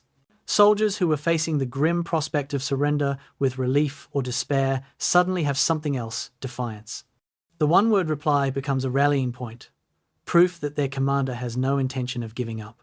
Morale, which had been deteriorating under constant artillery fire and dwindling supplies, stabilizes. If the general thinks they can hold, maybe they can hold. December 23rd, dawn. For the first time in a week, soldiers wake to clear skies. The fog that has blanketed the Ardennes since December 16th is gone, burned off by a high-pressure system moving across Belgium. In Bastogne, American troops stare upward at blue sky and realize what this means: aircraft can fly. Within 2 hours, the roar of engines announces the arrival of C-47 transport planes, dozens of them flying in formation over the town. The cargo doors open and multicolored parachutes blossom, carrying containers of ammunition, medical supplies, and food. Not everything lands. Inside the American perimeter, some parachutes drift into German positions, and there are firefights as both sides race to recover containers. But most make it through. The ammunition that was down to 200 shells is suddenly replenished with thousands more. The medical supplies that were nearly exhausted are replaced. The psychological impact is even greater than the material benefit. The men holding Bastogne realize they haven't been abandoned. The Air Force knows where they are. Help is coming, even if it has to fall from the sky. The air resupply operation is an extraordinary achievement of coordination and courage. The transport pilots have to fly through German anti-aircraft fire, navigate to a town they can barely see through remaining haze, and drop supplies at low altitude under 500 feet to ensure accuracy. Some planes are shot down. Others take damage and limp back to bases in France trailing smoke. But they keep coming, wave after wave, 200. 41 sorties over the next 4 days, delivering 144 tons of supplies. The loads are prioritized ruthlessly. Ammunition first, medical supplies second, food only if there's space. Artillery shells comprise more than half of every delivery, because artillery is what's keeping German armour from overrunning the defensive perimeter. The resupply doesn't end the siege, but it changes the mathematics.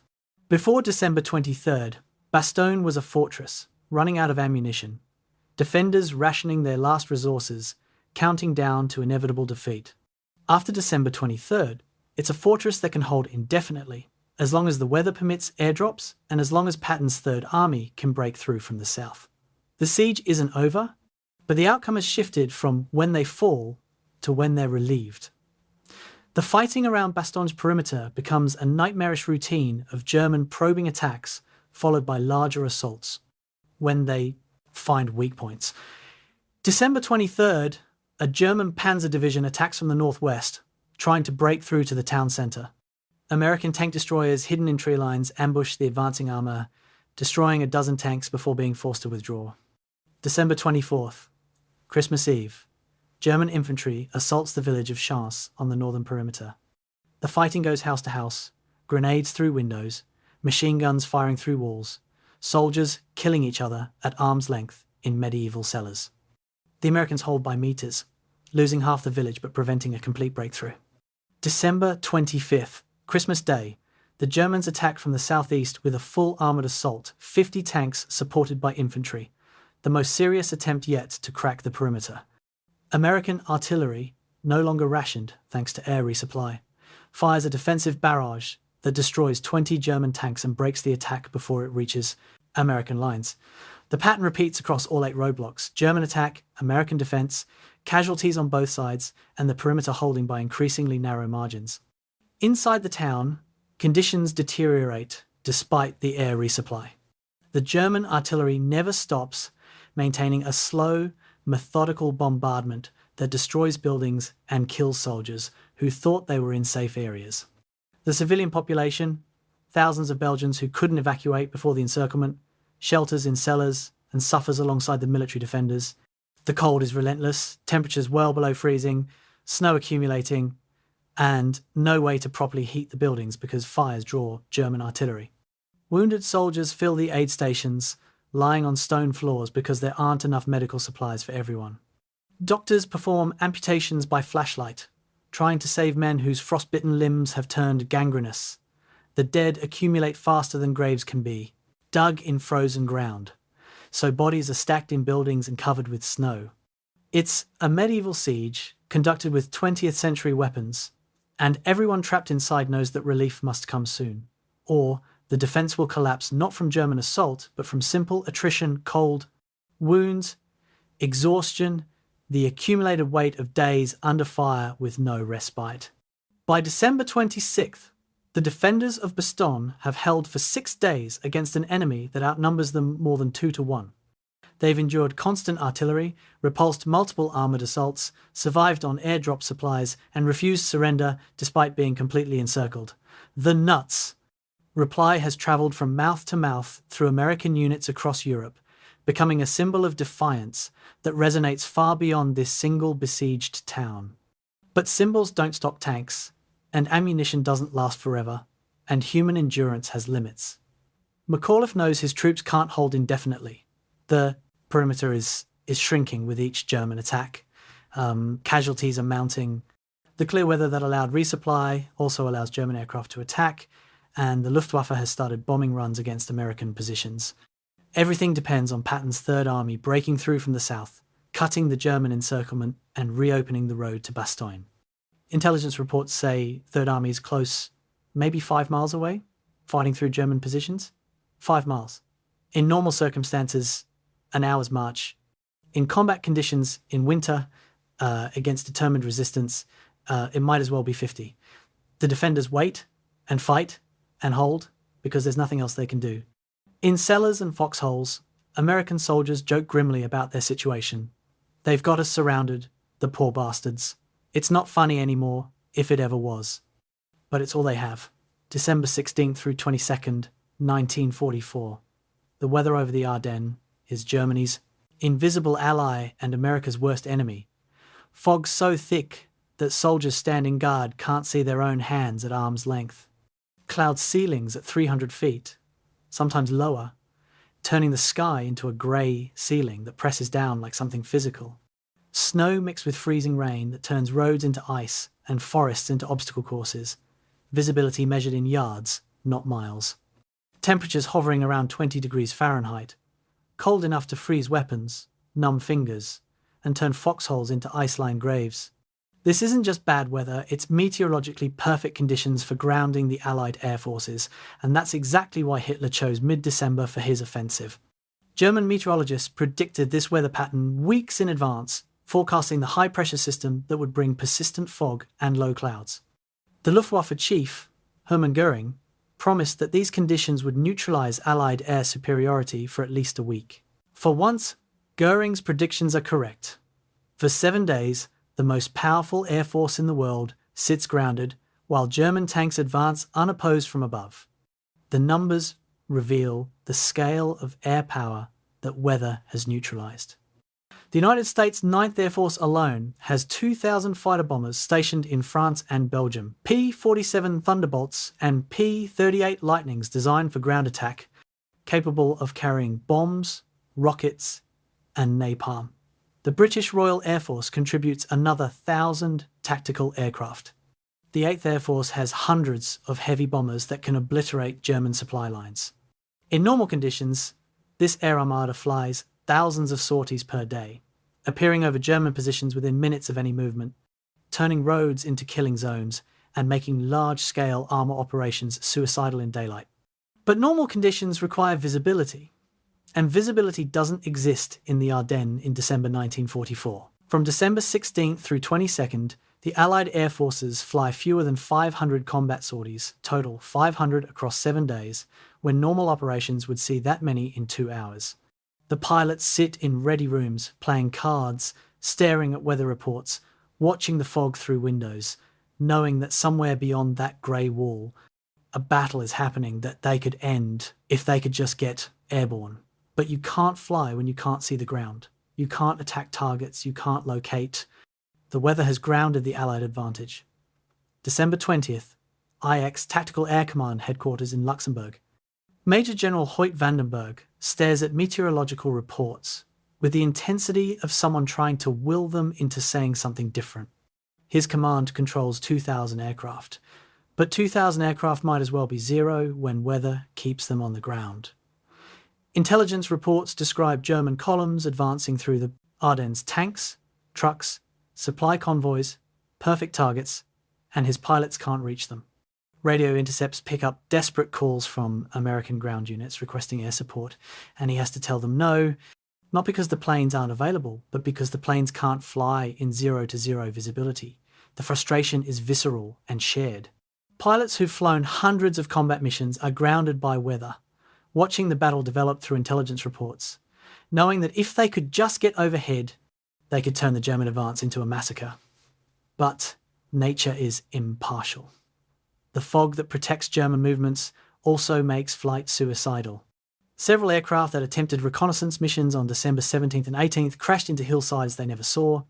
After that, the order comes down, no flights unless visibility improves.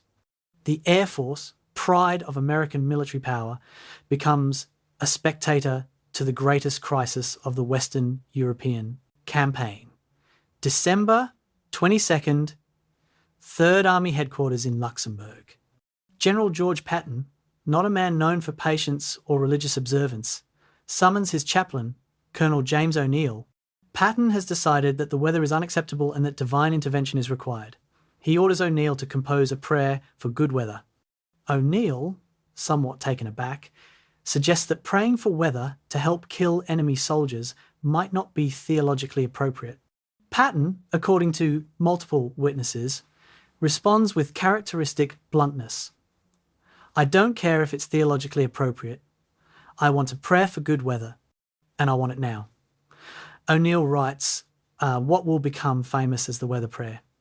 Almighty and most merciful Father, we humbly beseech thee of thy great goodness to restrain these immoderate rains with which we have had to contend. Grant us fair weather for battle. Graciously hearken to us as soldiers who call upon thee that, armed with thy power, we may advance from victory to victory and crush the oppression and wickedness of our enemies and establish thy justice among men and nations. Amen. Patton orders the prayer printed and distributed to every man in Third Army.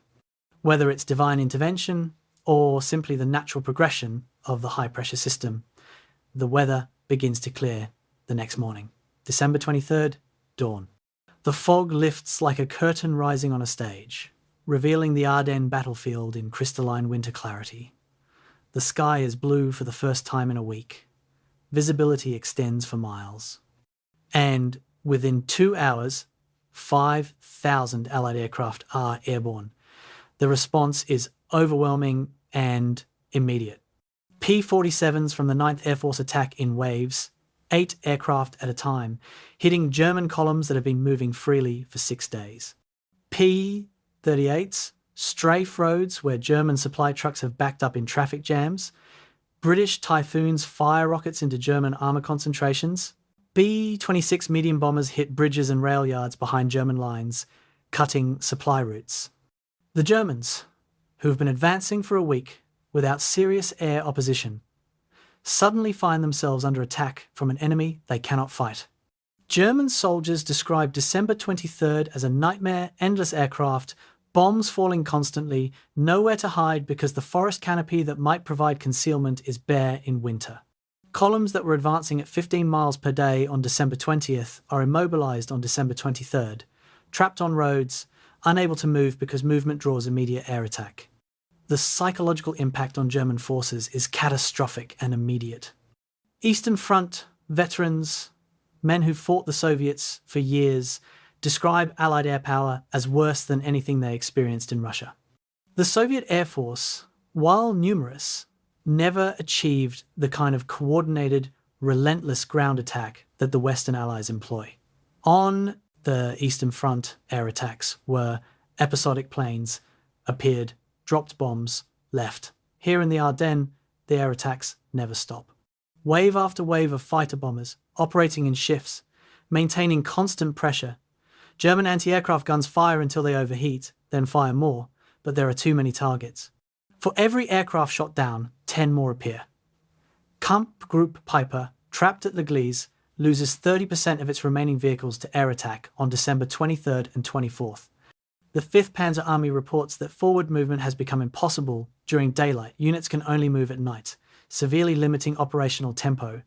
By December 24th, the German offensive has effectively stalled, not because ground forces stopped them, but because air power has turned every road into a death trap. December 24th becomes known among pilots as the Turkey Shoot. Fighter bomber squadrons, released from weather constraints, find targets everywhere. German columns backed up for miles on narrow roads. Supply convoys trying to reach forward units. Artillery positions firing on American lines. Every pilot who takes off finds more targets than he has ammunition for.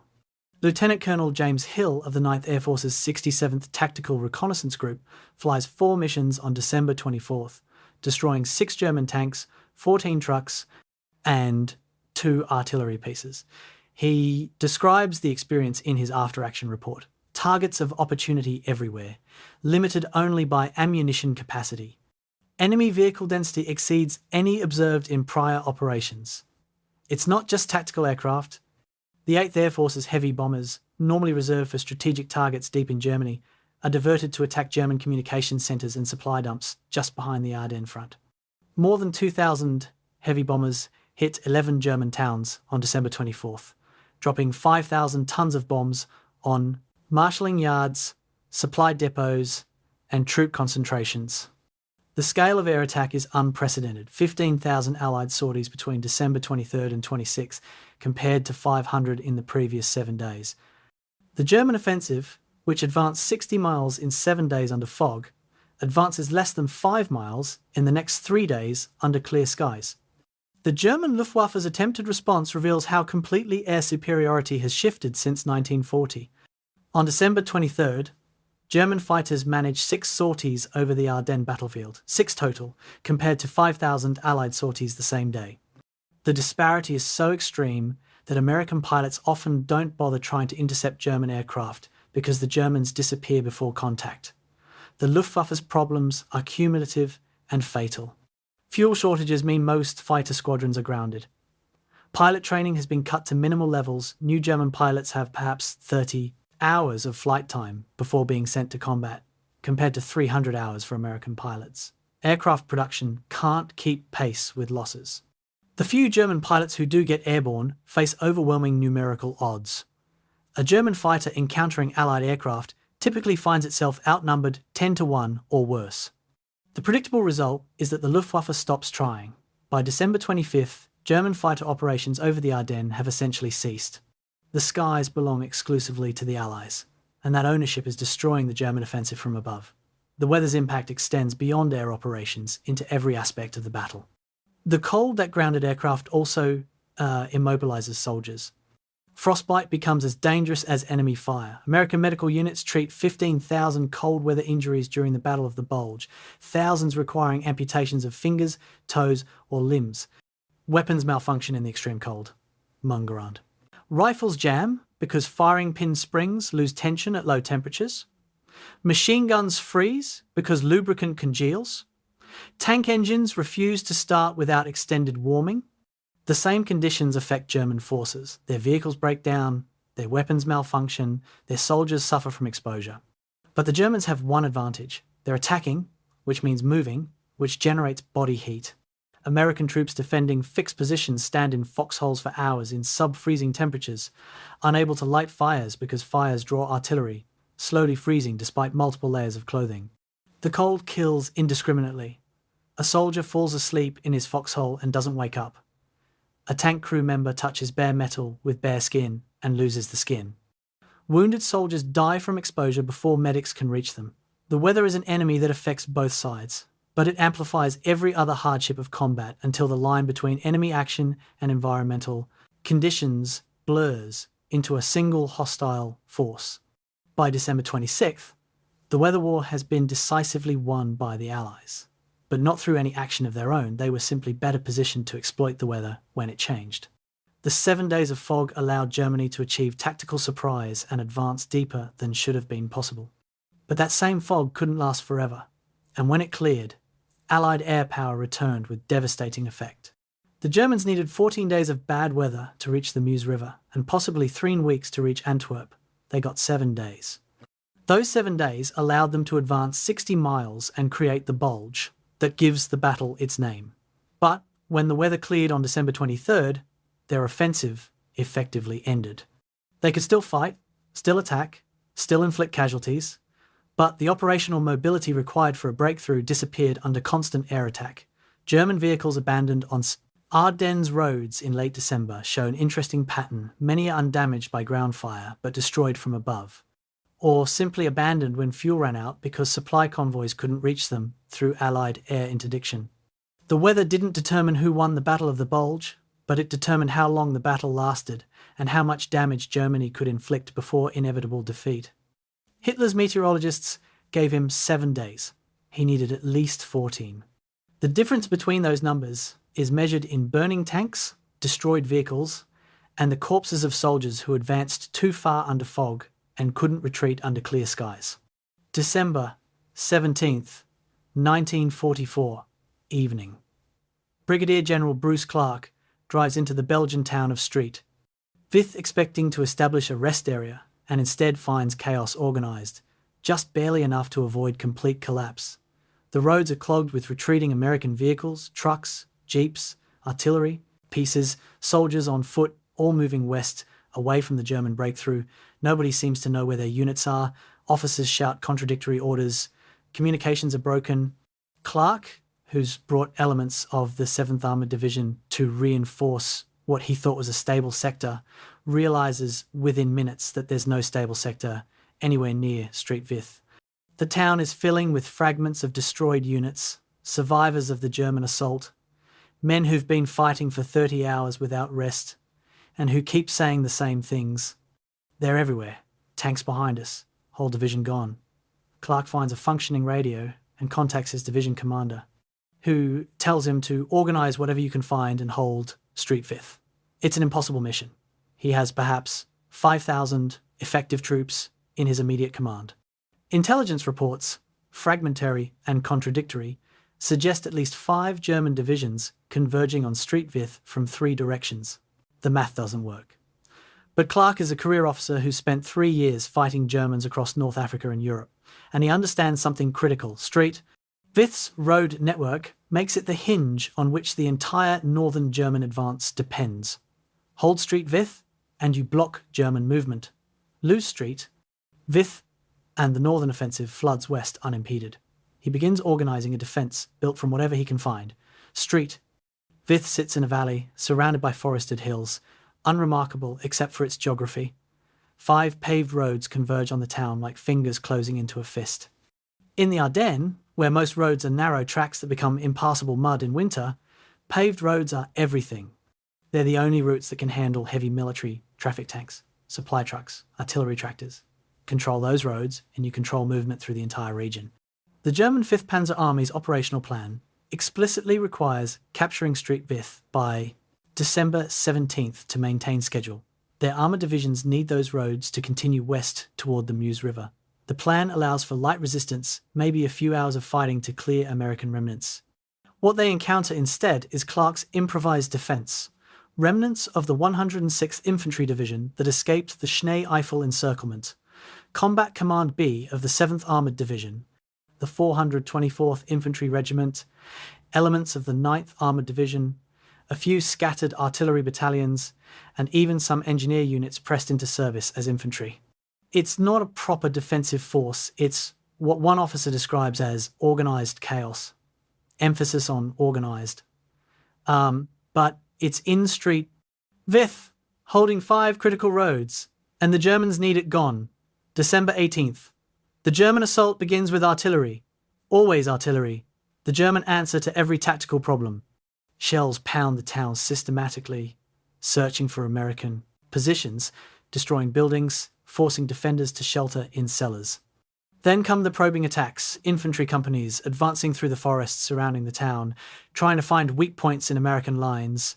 They find American machine guns instead, positioned on hillsides with clear fields of fire, mowing down Germans who expected to walk through scattered resistance. One German infantry regiment loses 300 men in 6 hours trying to take a single hill northeast of town. The Americans hold, not through superior numbers or equipment, but through superior position and the kind of desperate determination that comes from knowing there's nowhere to retreat to, behind Street. With lie the remnants of the entire First Army supply network. If Street With falls, those supplies become German supplies. The defenders understand what they're defending, not a Belgian town most of them can't pronounce, but the logistics that keep the American army functioning. December 19th through 21st. Street With becomes a case study in defensive combat against overwhelming odds. The Germans bring up armour, Panzer IVs and Panthers, supported by infantry and artillery, assaulting from 3 directions. The Americans have some tank destroyers, a few Sherman tanks, and artillery that's down to rationed ammunition. But they have something the Germans don't: excellent defensive terrain. The forests around Street With are dense with underbrush, limiting visibility to yards. Roads through the forests are narrow and winding, perfect ambush terrain. American tank destroyers hide in tree lines, waiting until German tanks come within 200 yards before firing. The German armour advantage means nothing at close range when a thin-skinned M18 Hellcat can penetrate a Panther's side armour. The pattern repeats across the defensive perimeter, German attacks advancing confidently, running into prepared American positions, taking casualties, withdrawing to regroup. Each attack fails to break through. Each attack costs the Germans time they can't afford. The German 5th Panzer Army's schedule called for being 30 miles west of Street With by December 21st. Instead, they're still fighting for Street With itself, 6 days behind schedule. The fighting in Street With streets reveals the brutal intimacy of urban combat. German and American forces sometimes occupy opposite ends of the same street, firing at each other past burning buildings. German 88mm guns positioned on hills outside town fire directly into buildings, blasting through walls to kill soldiers sheltering inside. American artillery responds with time-delayed fuses, creating air bursts over German infantry in the open. One American artillery officer describes the psychological warfare aspect. We'd wait until we heard them massing for an assault. You could hear the voices, the equipment rattling. Then we'd drop a concentration of fire right on the assembly area. After a few times, you could hear the panic in their voices. They learned to dread our artillery. The Germans bring in assault guns, Sturmgeschütz 3s, with low-profile 75mm guns, designed specifically for urban warfare. The Americans respond by mining streets and using bazooka teams in buildings, hunting the assault guns from above. Neither side can achieve decisive advantage. Both sides bleed. December 21st brings the German fuel crisis to Street With's doorstep. A German panzer division positioned to assault the town from the north reports it's immobilized, out of fuel, unable to attack or even reposition. This division is supposed to be leading the breakthrough west. Instead, it's sitting static, waiting for fuel convoys that aren't coming because Allied air power is destroying supply lines. The delay cascades through the entire German operational schedule. The division that was supposed to support the northern assault is delayed. The division behind that one stacks up on narrow roads, waiting. The assault that was supposed to overwhelm Street With on December 21st doesn't happen until December 22nd, then gets postponed to December 23rd. Each 24-hour delay means more American reinforcements arrive, more defensive positions get prepared, more artillery registers on German approach routes. The defenders of Street With are buying time with their lives, but they're also being given time by German logistics failures. The combination is lethal to German operational planning. December 22nd, Clark realizes his defensive perimeter is collapsing inward like a deflating balloon. German attacks from 3 sides have pushed American positions back toward the town center.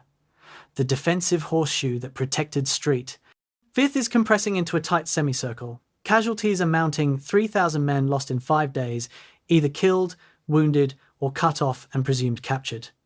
Ammunition is critically low. The artillery batteries that have been breaking up German attacks are down to 50 shells per gun, maybe 6 hours of sustained fire. Medical facilities are overwhelmed, cellars full of wounded men lying on stone floors, and, most critically, German forces have pushed around both flanks of Streetveth, threatening to encircle the town completely.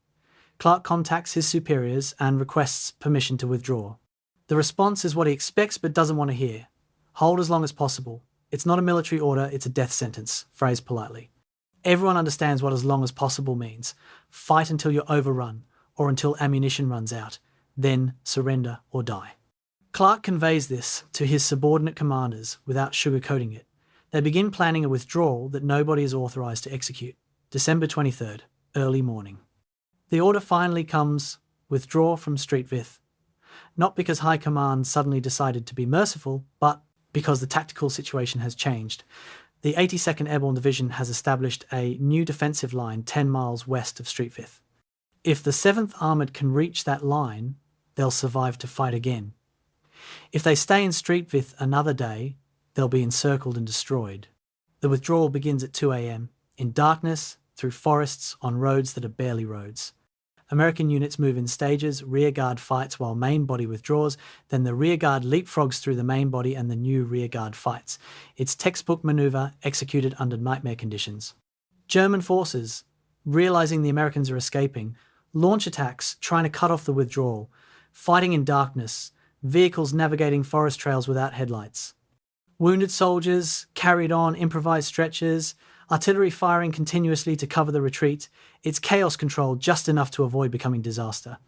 By dawn on December 23rd, most of the 7th Armoured Division has escaped Streetveth.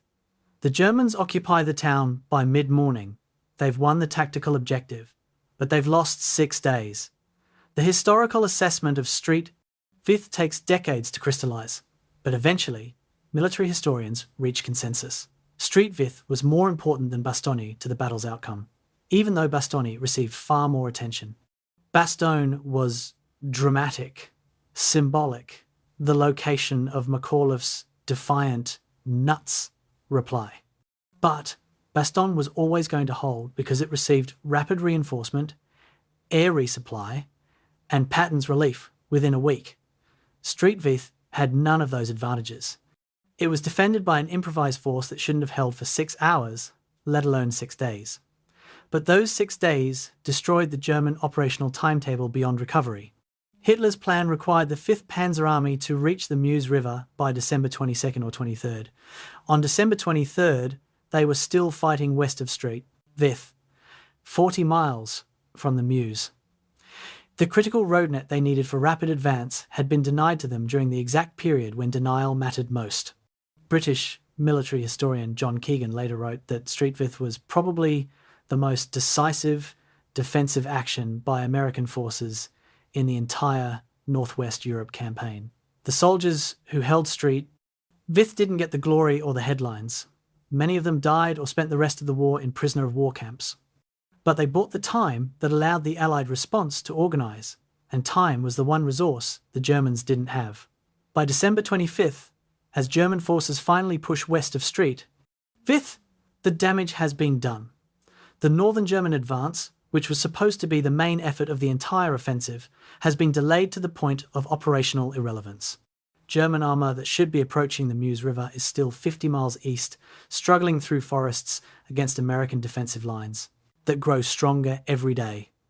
The fuel shortage that delayed attacks on Streetveth has become catastrophic. German panzer divisions are reporting 60% of their vehicles immobilised by lack of fuel. Allied air power, grounded during Streetveth's siege, but now operating in clear weather, is destroying German supply lines and hunting tanks on every road. The town that was supposed to fall in hours, that might have been bypassed if the roads weren't essential, instead became a 6-day battle that consumed German momentum and revealed the fundamental flaw in Hitler's plan. You can't achieve blitzkrieg without logistics, and Germany's logistics had failed before the first tank crossed the Belgian border. Streetveth stands, in historical memory, as proof that sometimes the quiet victories matter more than the dramatic ones. The soldiers holding that cold Belgian town didn't know they were winning the battle. They thought they were losing slowly. Only later would anyone understand that. Slow losing, in this context, was exactly what victory required. December 19th, 1944, evening. Joachim Peiper stands in the frozen street of L'Église. a Belgian village of maybe 70 buildings, clinging to a hillside, and confronts a reality that his operational training never prepared him for success, leading directly to destruction. Behind him, stretched along 20 miles of narrow Belgian roads, are the remains of Kampfgruppe Paper, 70 operational tanks, 140 vehicles, and approximately 800 men out of the 5,000 who began the advance 3 days ago.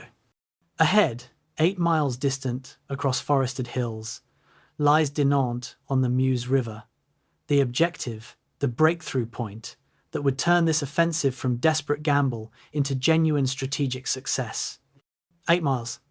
In ideal conditions, 20 minutes by tank, but conditions aren't ideal. Paper has no fuel, literally.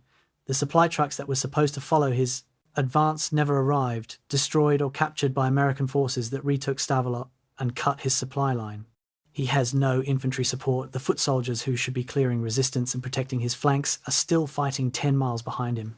He has no air cover. The Luftwaffe is nowhere, while American planes are beginning to appear now that weather is clearing.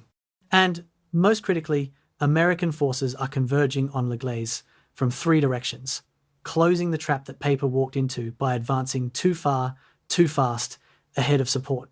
He's achieved the deepest penetration of any German unit in the offensive. His reward is encirclement and slow annihilation. The trap springs methodically. December 20th, American forces retake Stavelot. The town, Paper, punched through on December 17th. The bridge over the Umblev River, damaged but passable when Paper crossed it, is now destroyed completely. Engineers blow it so thoroughly that rebuilding would take weeks. Piper's route back to German lines no longer exists. December 21st, the 82nd Airborne Division establishes blocking positions north and west of La Glaise, cutting potential escape routes. December 22nd, elements of the 3rd Armoured Division position south and east, completing the encirclement. Paper requests fuel drops by air. The Luftwaffe promises delivery but never arrives. He requests breakout support from other German units. Support is promised but never materializes. The German 5th Panzer Army, which should be reinforcing its most successful spearhead, is still fighting for street, Vith, and has nothing to spare. Paper realizes, with the clarity that comes from desperation, that he's alone. 800 men, 70 tanks that can't move for lack of fuel, surrounded by Americans whose numbers grow hourly. The tactical situation has no solution. The question is no longer whether Kampfgruppe Paper will be destroyed, but whether any of its personnel will survive. The American response to Piper's encirclement is methodical and overwhelming. Rather than immediately assaulting La Glaise and suffering heavy casualties, attacking entrenched German armour, American commanders decide to destroy the pocket systematically. Artillery is positioned on surrounding hills, 105mm and 155mm howitzers, enough firepower to flatten the village if required. The fire mission begins on December 22nd and continues without pause for 48 hours. Every 3 to 4 minutes, shells fall on La Glaise. Not random harassment fire, but carefully planned destruction aimed at specific targets. Buildings where German troops shelter, stone walls that provide cover, the cellars where wounded are taken. The artillery crews work in shifts, maintaining continuous fire, methodically reducing the village to rubble. German soldiers describe the experience as psychological torture, the constant anticipation of the next impact, the inability to predict where shells will land, the certainty that eventually, statistically, one will land on you. Men go mad.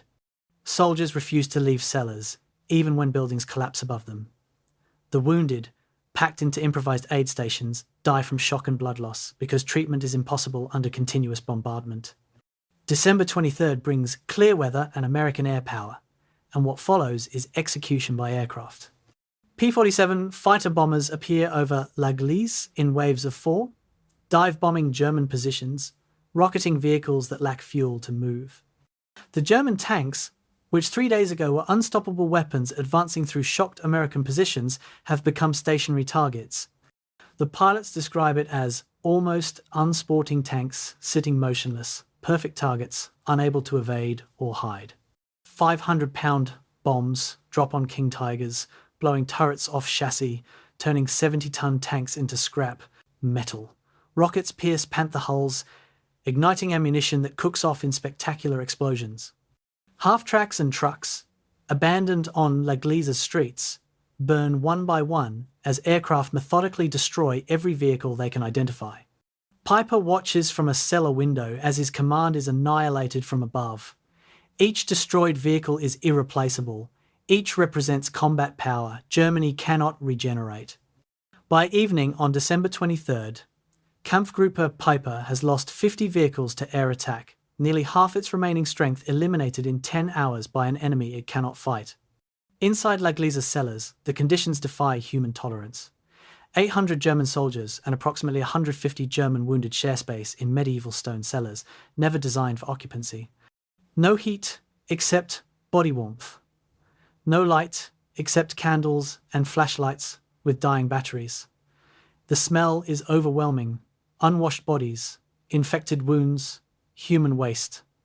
Medical supplies ran out. On December 22nd, a German doctor performs amputations without anesthesia, using a saw borrowed from a carpenter's workshop, working by candlelight, while American artillery shakes dust from the ceiling above him. The wounded, who might survive with proper treatment, die from shock or infection. The wounded who cannot survive die slowly, crying for morphine nobody has, cared for by medics who can do nothing except provide presents. Food is gone. Soldiers eat snow for hydration. Nobody has slept more than an hour in 3 days. Combat stress casualties are common men who stop responding to orders, who stare at walls, who cry uncontrollably. Discipline, the rigid structure that holds military units together, is fraying under pressure that exceeds human endurance. December 24th, Christmas Eve. Piper assembles his officers in a cellar that serves as command post. The tactical brief is brutally simple. Ammunition for the tanks, nearly exhausted. 0. Food, none. Medical supplies, none. American forces surrounding the village in strength. Artillery fire continuous. Air attacks constant. Relief forces, not coming. The Kampfgruppe's combat effectiveness, effectively 0. Piper presents 2 options. Option 1. Surrender en masse. Hope the Americans respect the Geneva Convention. Spend the rest of the war as prisoners. Option 2. Abandon all vehicles and heavy weapons. Attempt breakout on foot through forests. Try to reach German lines 40 miles east. Option 1 means survival, but captivity. Option 2 means possible escape but probable death in forests in winter while hunted by American patrols. The officers vote. The choice is unanimous: breakout on foot. These are SS soldiers, many of them veterans of the Eastern Front, where surrender to Soviet forces meant execution or a slow death in prison camps. They choose risk over certainty, action over passivity. Piper begins planning an operation that has perhaps a 10% chance of success. But 10% is better than 0. The decision about American prisoners illuminates the moral complexity and hypocrisy of warfare. Piper holds 28 American POWs, captured during the advance, held in L'Eglis's cellars. Under Geneva Convention, prisoners must be protected. Under military necessity, prisoners slow escape and require resources.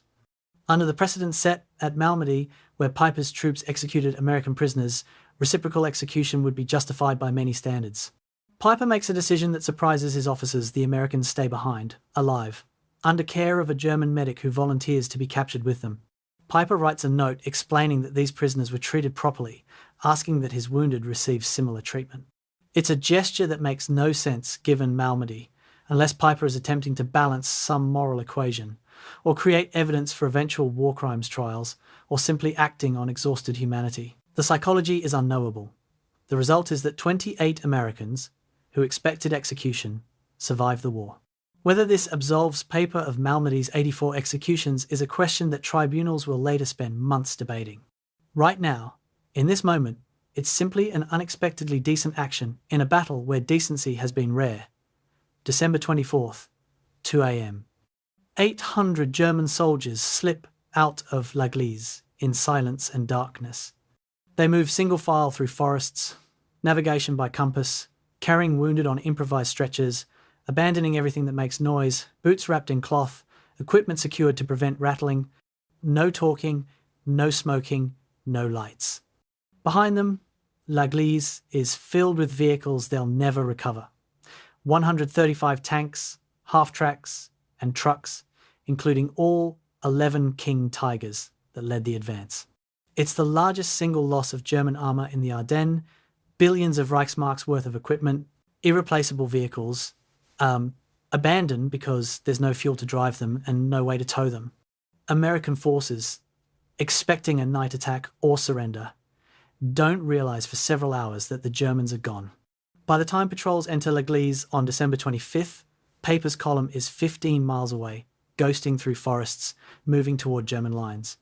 Of 800 who attempt the escape, approximately 650 reach German lines over the next 72 hours. 150 die in forests, shot by American patrols, frozen to death, or simply lost and never found. Kampfgruppe Peiper, the elite spearhead of Germany's last offensive, has suffered 84% casualties and achieved nothing except the deepest penetration that ultimately proved irrelevant. The strategic assessment is devastating for German planning. Peiper's Kampfgruppe represented the best Germany had experienced: officers, elite troops, modern tanks, clear objectives. They achieved tactical surprise, broke through American lines, advanced 70 miles in 72 hours, got within 8 miles of their objective. Everything worked exactly as planned for 3 days. Then logistics, American resilience, and the inescapable mathematics of material inferiority destroyed them. The lesson is clear. Tactical excellence cannot overcome strategic disadvantage. You cannot advance faster than your supply lines can follow. You cannot survive without fuel. You cannot operate under clear skies without air superiority. Hitler's plan required that all of these impossibilities somehow work out, that captured fuel would materialize, that American resistance would collapse, that weather would stay bad forever. Peiper's destruction proves that none of that was realistic.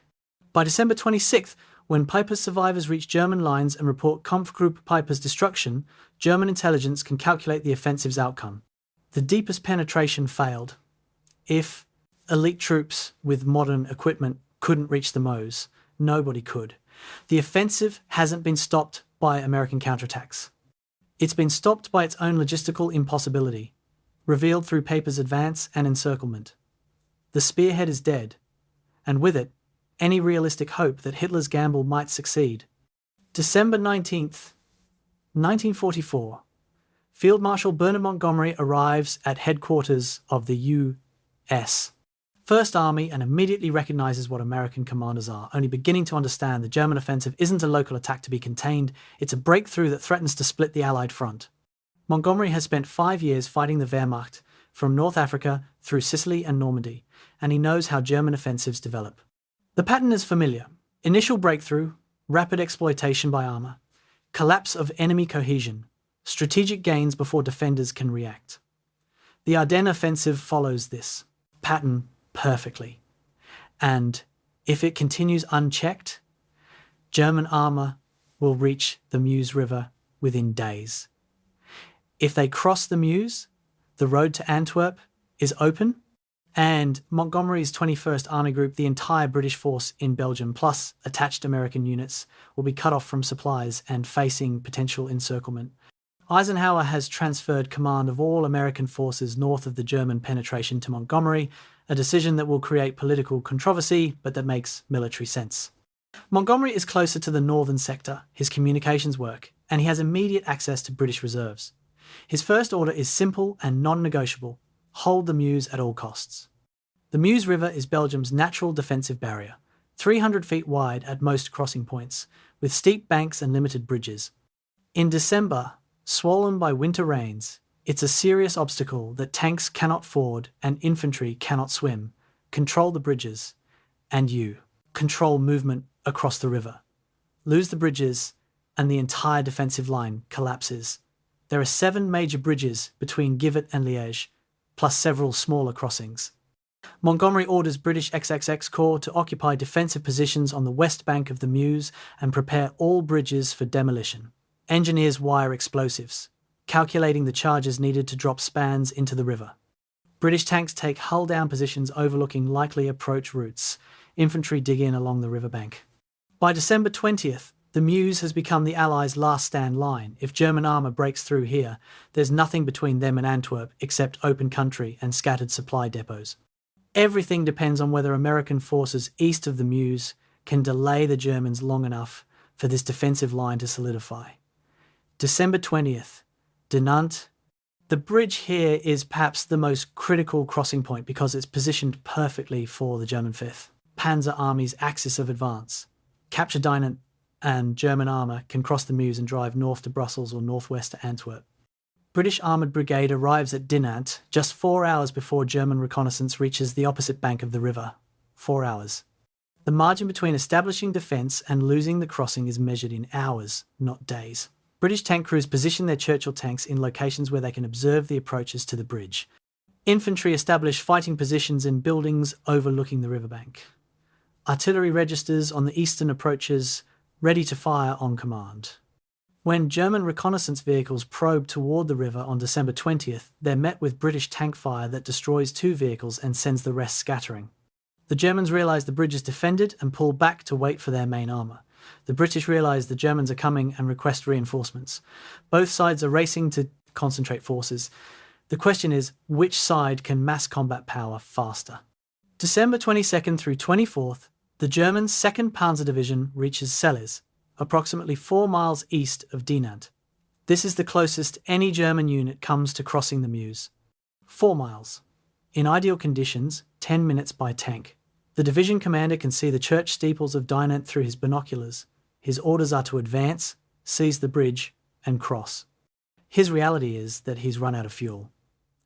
The division's tanks are scattered across several miles, immobilised, unable to advance or retreat.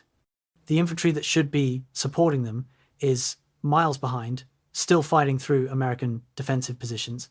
Supply trucks that should be delivering fuel have been destroyed by American air attacks or ambushed by American forces that cut in behind German spearheads.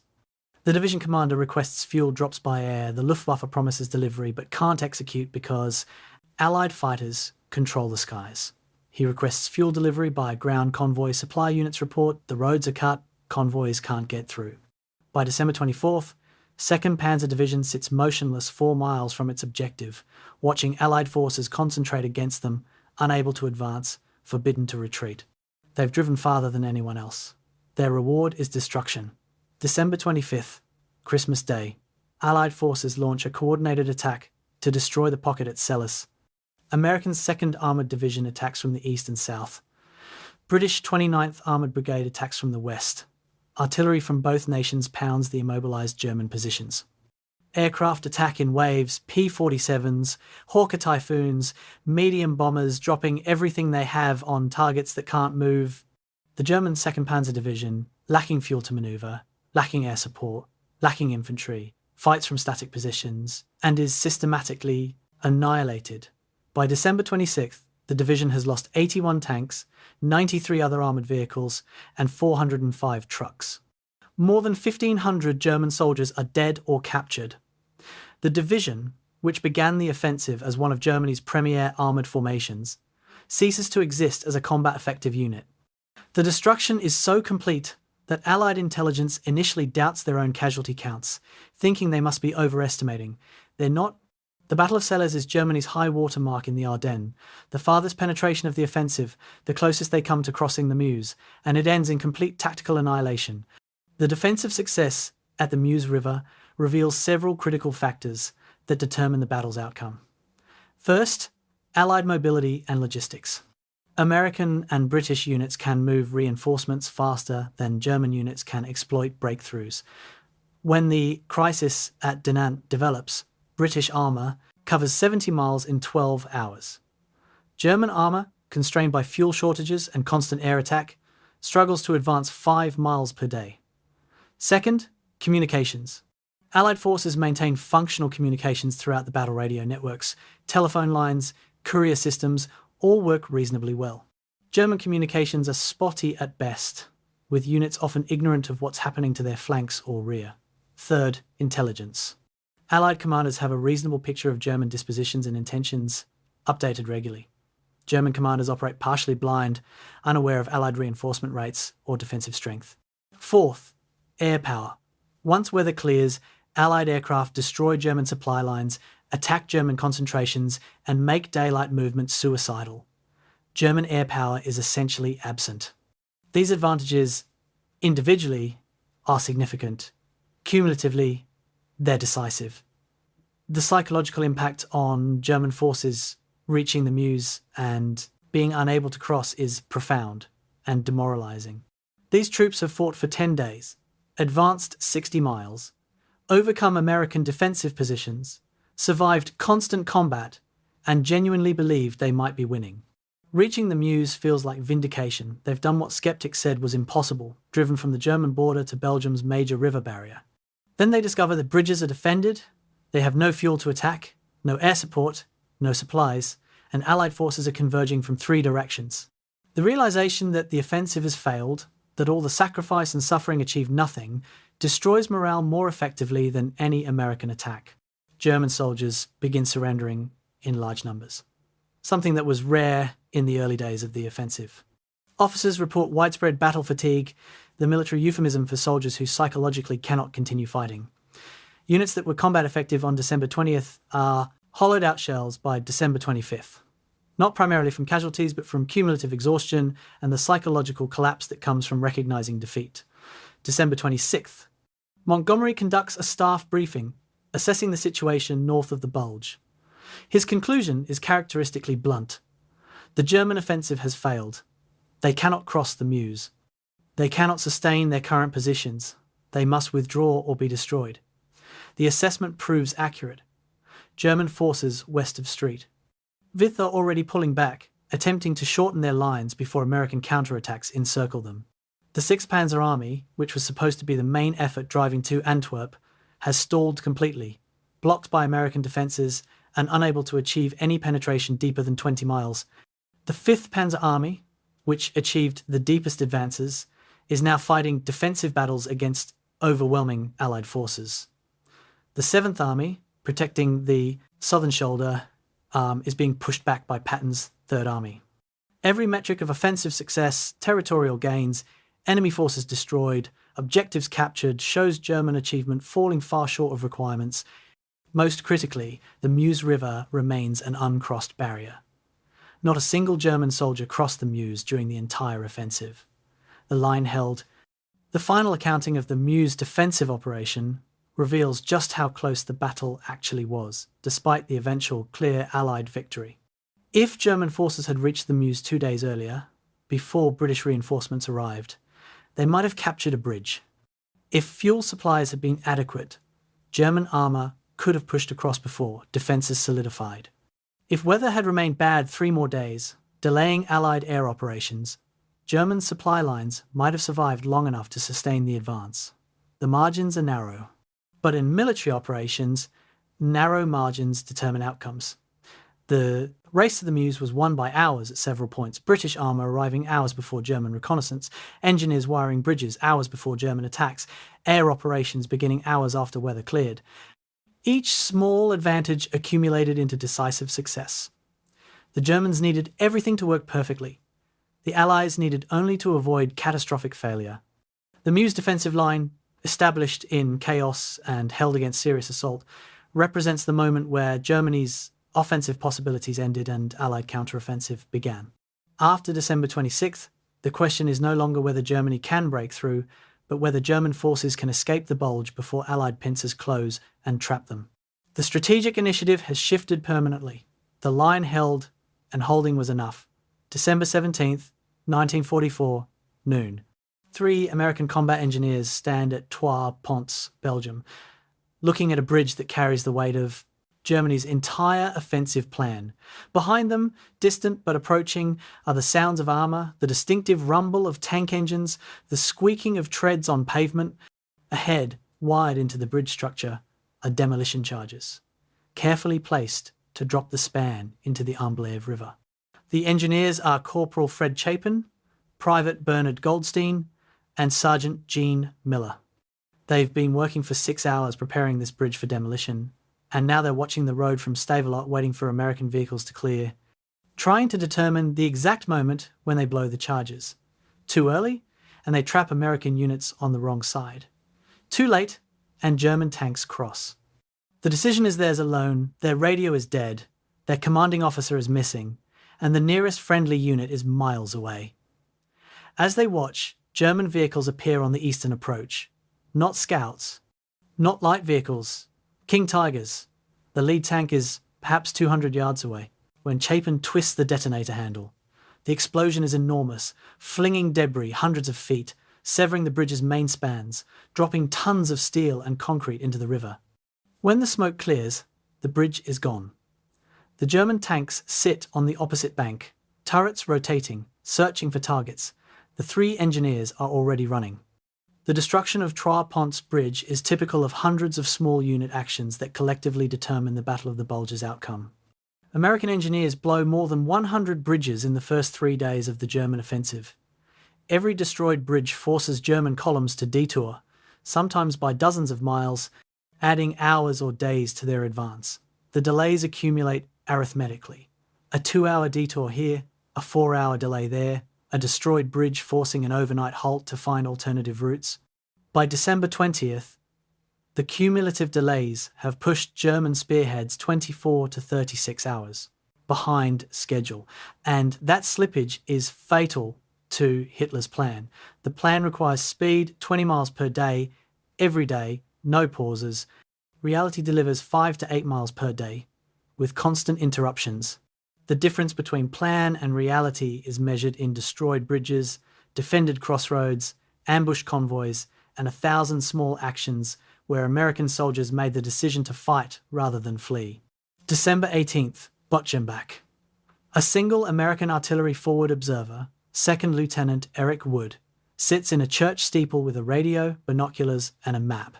Below him, German armour is advancing toward American defensive positions, a full panzer division, at least 50 tanks, supported by infantry and artillery. Wood's job is to observe enemy movements and call artillery fire, directing the guns positioned miles behind him onto targets he can see. The problem is that calling artillery fire reveals his position, and revealed positions attract enemy fire. Wood makes the calculation that every forward observer eventually makes. He can save himself by staying silent, or he can save his unit by doing his job and probably dying. He calls the first fire mission at 8 a.m. For the next 8 hours, he directs artillery onto German columns, adjusting fire by radio, calmly reporting targets while German shells impact around the church. His fire missions destroy at least 12 German tanks and break up 3 infantry assaults. At 4 p.m., German artillery scores a direct hit on the church steeple. The radio goes dead. Wood's body is found 3 days later, still at his observation post. His actions bought the 26th Infantry Regiment 8 hours to establish defensive positions that will hold for 3 days. 1 man, 8 hours. The cumulative impact of hundreds of such actions determines the battle. Nouville, December 19th through 20th. Team de Sobry, a combined task force of Sherman tanks and armoured infantry, total strength, maybe 400 men, occupies this crossroads village that controls the northern approach to Bastogne. German forces need Nouville to advance on Bastogne. De Sobry's orders are to hold at all costs. The German attack begins at dawn on December 19th, with artillery, then Armour 20 tanks, followed by infantry. De Sobry's Shermans ambush the German armour at close range, destroying 8 tanks before being forced to withdraw. The Germans regroup and attack again. This pattern repeats throughout. December 19th, German assault, American defence, German withdrawal, both sides taking casualties. By nightfall, Nouville is surrounded. December 20th, German attacks intensify. 50 German tanks assault from 3 directions simultaneously. American tank destroyers and artillery break the attack but run out of ammunition. De Sobry requests permission to withdraw. Permission is denied, hold Nouville. The battle continues through December 20th until American units are down to 3 operational tanks and perhaps 100 effectives. Only then does approval for withdrawal come. Team de Sobry fights its way out of Nouville on the evening of December 20th, losing half its remaining strength in the escape. They've held a critical road junction for 36 hours against overwhelming odds. Those 36 hours allow other American units to establish the defensive perimeter around Bastogne. Team de Sobry ceases to exist as a functional unit, but Bastogne holds Parker's Crossroads, December 19th. This isn't even a named location on military maps, it's just an intersection of two roads south of Bastogne where Lieutenant Colonel Arthur Parker has positioned elements of the 640th Tank Destroyer Battalion. Parker has 20 M18 Hellcat tank destroyers, thinly armoured but fast, with 76mm guns that can penetrate German armour at reasonable range. He's been ordered to delay enemy advance toward Bastogne. That's not a tactical order, it's a suicide mission phrased euphemistically. Parker positions his tank destroyers in concealed positions overlooking the crossroads and waits. The German column that approaches is massive, 40 tanks, perhaps 100 other vehicles, an entire battle group moving south toward Bastogne. Parker lets the column enter the killing zone, then opens fire from three sides simultaneously. The ambush is devastating. In 15 minutes, 30 German vehicles are burning, the column is in chaos, and Parker's tank destroyers are withdrawing before German forces can organise a response. The German column, delayed and disorganised, takes 6 hours to reorganise and continue advancing. 6 hours. Parker's command suffers 20% casualties but accomplishes its mission. The German battle group reaches Bastogne 6 hours later than planned, and those 6 hours allow one more American infantry regiment to reach Bastogne and join the defence. The anonymous actions are perhaps more important than the named ones because they reveal the pattern that determines the battle. December 20, an unnamed road junction. 5 American tank destroyers from the 740th Tank Destroyer Battalion establish an ambush position where intelligence reports suggest German armour might approach. The intelligence is correct. A German column of 20 tanks advances on the road at noon. The Americans open fire from concealed positions, destroy 12 German tanks, then withdraw before German infantry can counterattack. The action isn't recorded in detail because the American unit is subsequently overrun in a different battle and nobody survives to file a complete report. What's known comes from German after-action reports complaining about unexpected resistance at unidentified location. Multiply this action by 100 or more small American units, ambushing German columns, inflicting disproportionate casualties, withdrawing before being destroyed, and you understand why German advances slow from the double-digit miles per day that Hitler's plan required to the single-digit reality that doomed the offensive. The psychological impact on German forces of constant American resistance is cumulative and destructive. German planning assumed that American units, surprised and overwhelmed, would collapse or retreat in panic.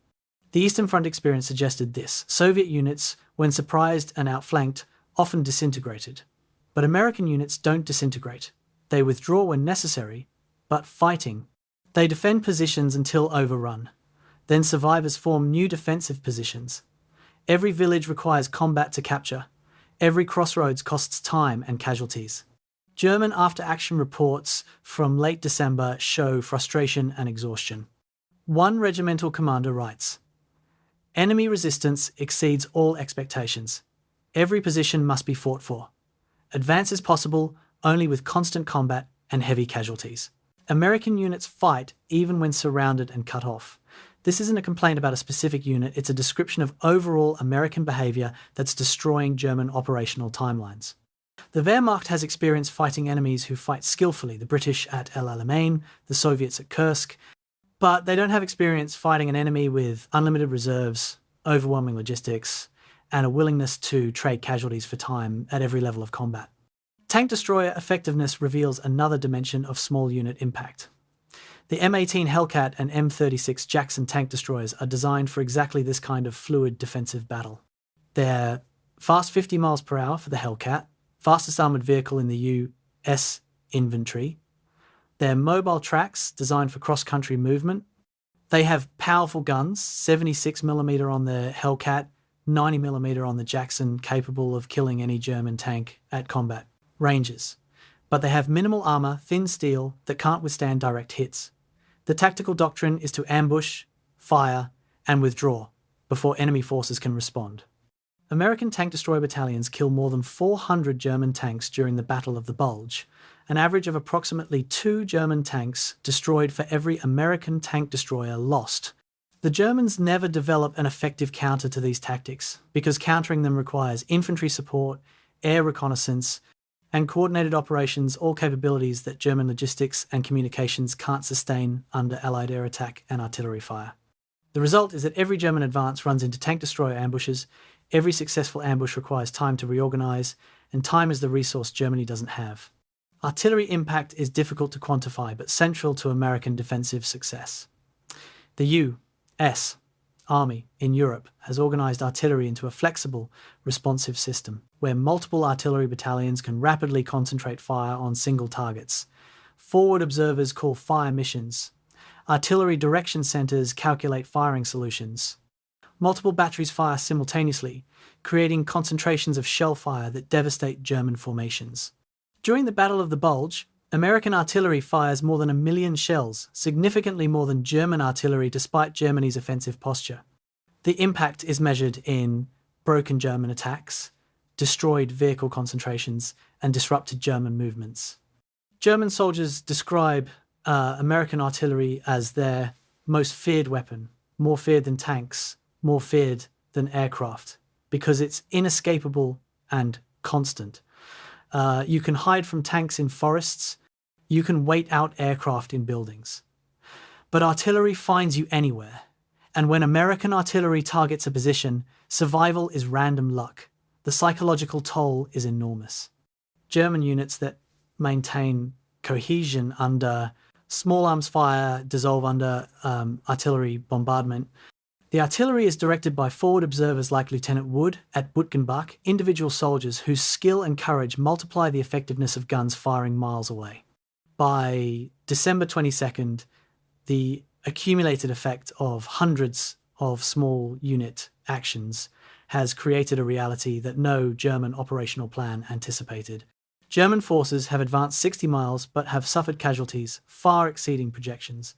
Every mile has been contested. Every village has cost time and lives. The supply lines that should be delivering fuel and ammunition are cut by American raids or interdicted by American artillery. The timetable that required reaching the Meuse River by December 22nd shows German spearheads still 30 miles from the Meuse, exhausted, low on fuel, fighting constantly against American units that appear from nowhere and disappear before German forces can destroy them. The offensive hasn't been stopped by a single decisive battle or by brilliant generalship.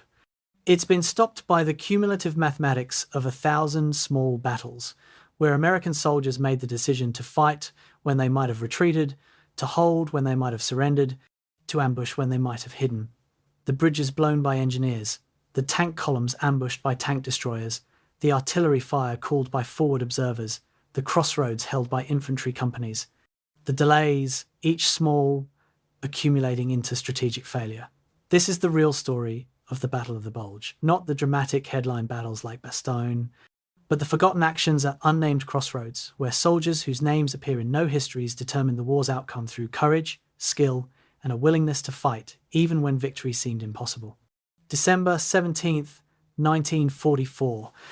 The massive American fuel depot at Stavelot sits in a valley just west of the town. 2 million gallons of gasoline stored in 5-gallon jerry cans and 55-gallon drums stacked in neat rows under camouflage netting. It's one of dozens of such depots scattered across Belgium, part of the logistics network that keeps the Allied armies supplied. At 6 a.m., American quartermaster personnel receive warning that German armour has broken through at Losheim Gap and might be approaching.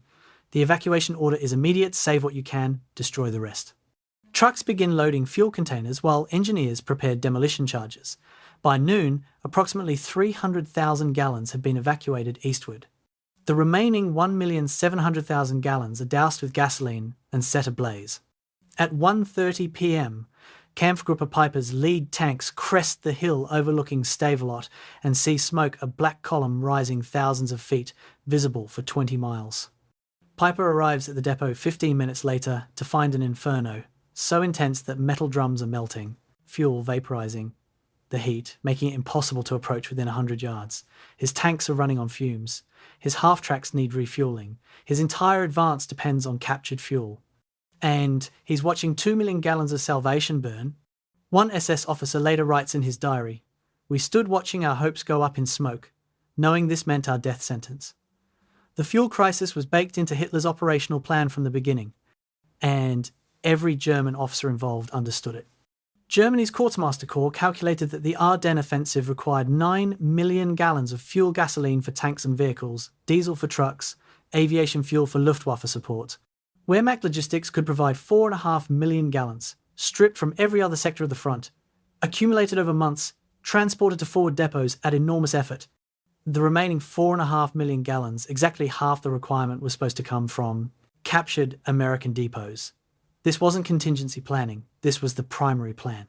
German forces were expected to overrun American supply dumps, capture intact fuel stocks, and use American gasoline to continue advancing. It was military planning based on assumption rather than capability, hope rather than logistics. And when American engineers systematically destroyed or evacuated every major fuel depot in the path of the German advance, the entire offensive became mathematically impossible. You cannot advance without fuel. You cannot capture fuel depots that don't exist. The equation has no solution. December 19th. A German supply convoy attempts to reach the 5th Panzer Army through the town of Hufeleis. The convoy consists of 40 trucks carrying fuel, ammunition, and rations, essential supplies for forward units that are running dangerously low. The route takes them through forests where American forces have been bypassed but not eliminated. At 2 p.m., American artillery opens fire on the convoy. The first shells hit the lead trucks, which are carrying fuel. The explosions are catastrophic, trucks erupting in fireballs, fuel spraying across the road, secondary explosions as ammunition catches fire. Within 5 minutes, the entire convoy is destroyed, 40 trucks burning, their cargo lost, and with it a full day's supply allocation for an entire Panzer Corps. German records show this pattern repeating throughout the offensive supply convoys, ambushed, destroyed, or simply unable to reach forward units because American forces control the roads. By December 21st, German quartermasters calculate they're losing 30% of supplies in transit, either to American attacks or to vehicles breaking down and being abandoned for lack of recovery capability. The offensive is starving itself through logistics failures that no amount of tactical success can overcome. December 21st. The operations log of German 2nd Panzer. Division records a stark entry. Fuel sufficient for 8 kilometers. Attack operations impossible. Request immediate resupply. 8 kilometers, roughly 5 miles. The division is approaching Dinant within striking distance of the Meuse River bridges that are their strategic objective. But they cannot advance 5 more miles because they lack fuel. The division commander requests emergency airlift of fuel supplies. The Luftwaffe acknowledges the request but cannot execute. Allied fighters control the airspace, and transport aircraft attempting daylight flights are shot down before reaching their destinations. The division commander requests emergency ground convoy. Quartermaster Corps reports that all available fuel trucks are already committed and that supply roads are cut by American counterattacks. The division sits immobilized for 36 hours, close enough to see their objective, unable to reach it, while American and British forces concentrate against them. When fuel finally arrives on December 23rd, delivered by horse-drawn wagons because motorized transport can't get through, it's enough for 15 kilometers of movement. By then, Allied forces have established defensive positions that make further advance suicidal. The 2nd Panzer Division has travelled 60 miles in 6 days. The final 5 miles prove impossible. The fuel consumption rates reveal why Germany's logistical plan was fantasy. A Panther tank, Germany's main battle tank in the Ardennes, consumes approximately 2 gallons of fuel per mile under combat conditions, more if the terrain is difficult, if the tank is accelerating frequently, or if the crew is using power-hungry systems like turret rotation and gun stabilization. A King Tiger, the heaviest tank in the offensive, consumes more than 3 gallons per mile. Do the mathematics. Kampfgruppe Piper's 117 tanks, travelling 70 miles from the German border to La Glaise, consumed roughly 15,000 to 20,000 gallons of fuel.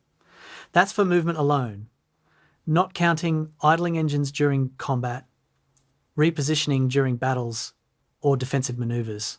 Piper started with approximately 60,000 gallons, his entire fuel allocation.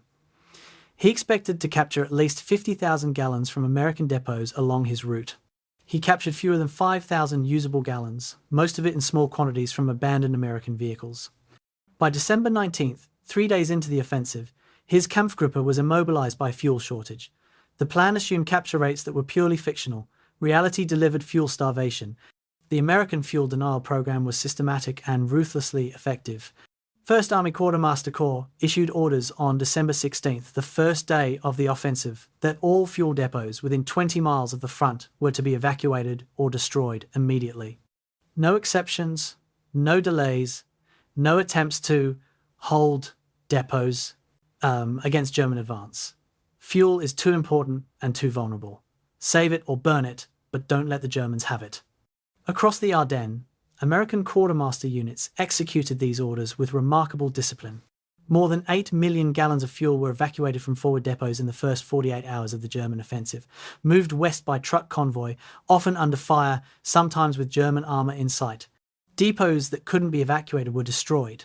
Engineers didn't just set fire to fuel, they used demolition charges to rupture containers, ensuring fuel soaked into ground where it couldn't be recovered, then ignited the residue. The Germans overran dozens of fuel depot locations. They found burned earth, melted drums, and craters. They captured fewer than 100,000 gallons of usable American fuel during the entire offensive, less than 2% of what they needed and expected. The systematic denial turned Hitler's capture fuel strategy from optimistic to delusional. December 23rd. German quartermasters compile a crisis assessment for high command. The fuel situation is catastrophic and worsening.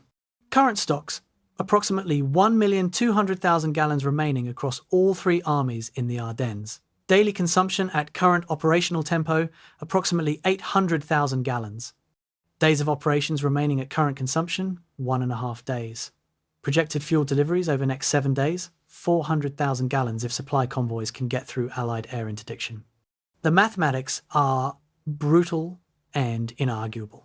German forces in the Ardennes will be completely immobilized by fuel starvation within 48 hours unless they immediately reduce operations or achieve impossible resupply rates. The operational choices are equally stark. Continue offensive operations and accept complete immobilization by December 25th, or begin withdrawing now to shorten supply lines. Neither option offers success. The first guarantees encirclement and destruction. The second abandons all offensive objectives and ensures the operation was pointless. Hitler, when presented with these options, refuses to accept either. He orders continued offensive operations and promises that fuel supplies will improve. They won't. They can't. The offensive is already dead from logistics failure. The troops fighting it just don't know yet. The comparative logistics reveal the asymmetric reality of the Battle of the Bulge. American supply operations deliver approximately 100,000 tons of supplies daily to forces in the European theatre, food, ammunition, fuel, medical supplies, everything armies need to function. This supply network runs on thousands of trucks, travelling established roads, supported by railroads, protected by air cover, managed by sophisticated logistics staffs using mechanical calculators and coordination procedures developed over 3 years of warfare. When German attack creates chaos in the Ardennes, American logistics adapt within 72 hours, routes change, priorities shift, supplies flow to new locations. By December 20th, American units are receiving supply deliveries more reliably than before the offensive because logistics personnel have concentrated all efforts on the critical sector. German supply operations, by contrast, rely heavily on horse-drawn wagons because fuel shortages make motorized transport impossible for rear echelon logistics. Approximately 50% of German supplies in the Ardennes are moved by horse cart, travelling at walking speed, vulnerable to weather, requiring fodder for horses that itself requires logistics. When American aircraft destroy bridges and interdict roads, German supply flow doesn't adapt, it simply stops. The material disparity is so extreme that American logistics problems are about efficiency, while German logistics problems are about survival. By December 26, aerial reconnaissance photographs tell the story more clearly than any report. German vehicles abandoned on roads throughout the Ardennes, tanks, trucks, half-tracks, hundreds of vehicles sitting motionless, not because they're destroyed, but because they're out of fuel. Crews have drained every drop from tanks, tried mixing gasoline with diesel in desperate attempts to move a few more miles, finally abandoned vehicles and continued on foot. American intelligence officers examining these photographs initially suspect a trick. Surely the Germans wouldn't abandon operational vehicles. But captured German soldiers confirmed the reality. They ran out of fuel. Vehicles that could still fight were left behind because they couldn't move. One German panzer officer, interrogated after capture, describes the experience. "We could see American positions. Our guns could range them. We had ammunition. But we couldn't advance because we had no fuel. And we couldn't retreat for the same reason.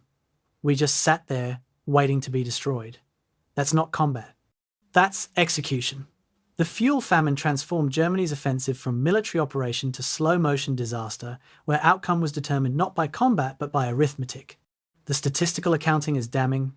Germany began the offensive with 4.5 million gallons of fuel. They expected to capture 4.5 million more from American depots. They captured fewer than 100,000 usable gallons. Total fuel available, 4,600,000 gallons. Total fuel required to reach Antwerp per Hitler's plan, 9 million gallons. 4,400,000 gallons more than the total amount they actually had. By December 26, German forces had consumed approximately 3,800,000 gallons, leaving 800,000 gallons remaining. But at this point in the offensive, German armour is 60 miles from German supply depots and 30 miles from the Meuse River. Moving those forces back to German lines requires approximately 700,000 gallons. Continuing the advance requires more than 1 million gallons that don't exist. The Germans are trapped by their own logistics in positions they cannot hold and cannot effectively abandon.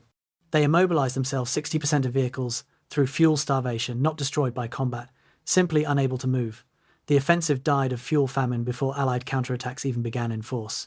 Hitler's plan required capturing enemy supplies to succeed. Instead, the enemy destroyed their supplies and forced Germany to starve. The mathematics of fuel determined the battle's outcome more decisively than any combat action. You cannot fight when you cannot move. You cannot win when your plan requires resources that don't exist. December 19th, 1944, Verdun, France. The meeting room is cold, the building barely heated, windows showing freezing rain that's been falling for days.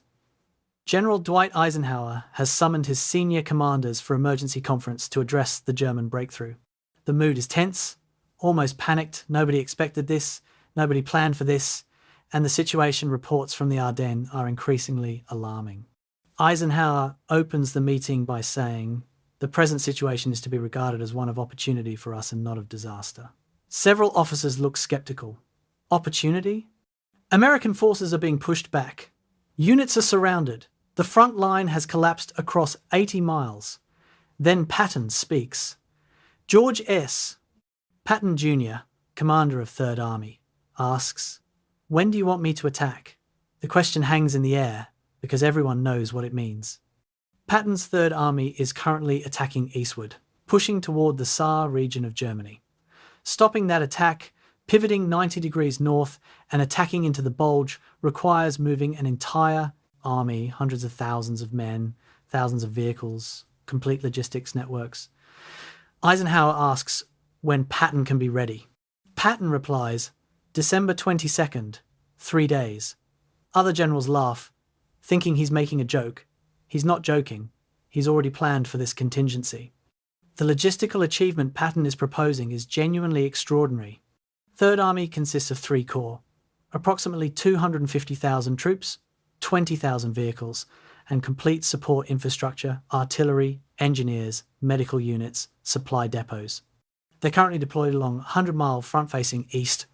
Patton proposes pivoting this entire force 90 degrees and attacking north into the southern flank of the German Bulge, a maneuver that requires redirecting every supply convoy, repositioning every artillery battery, moving entire divisions on roads that are already congested with refugee traffic, and retreating American units. Military doctrine suggests this maneuver should take 7 to 10 days minimum. Patton claims he'll do it in 72 hours. The claim sounds impossible until Patton reveals he's been planning this exact operation for days. When the German offensive began on December 16th, Patton immediately recognized it as both crisis and opportunity crisis for American forces in the Ardennes, opportunity for 3rd Army to attack the German flank. He'd ordered his staff to prepare contingency plans for a 90-degree pivot while publicly maintaining his eastward offensive. Now, with Eisenhower's authorization, Patton can execute plans that already exist. It's still an immense undertaking, but it's possible because preparation has already happened. December 20 through 21st. Third Army pivots.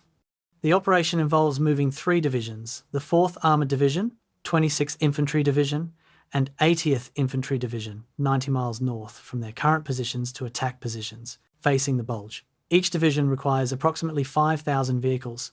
Each vehicle needs fuel, routes, and destinations.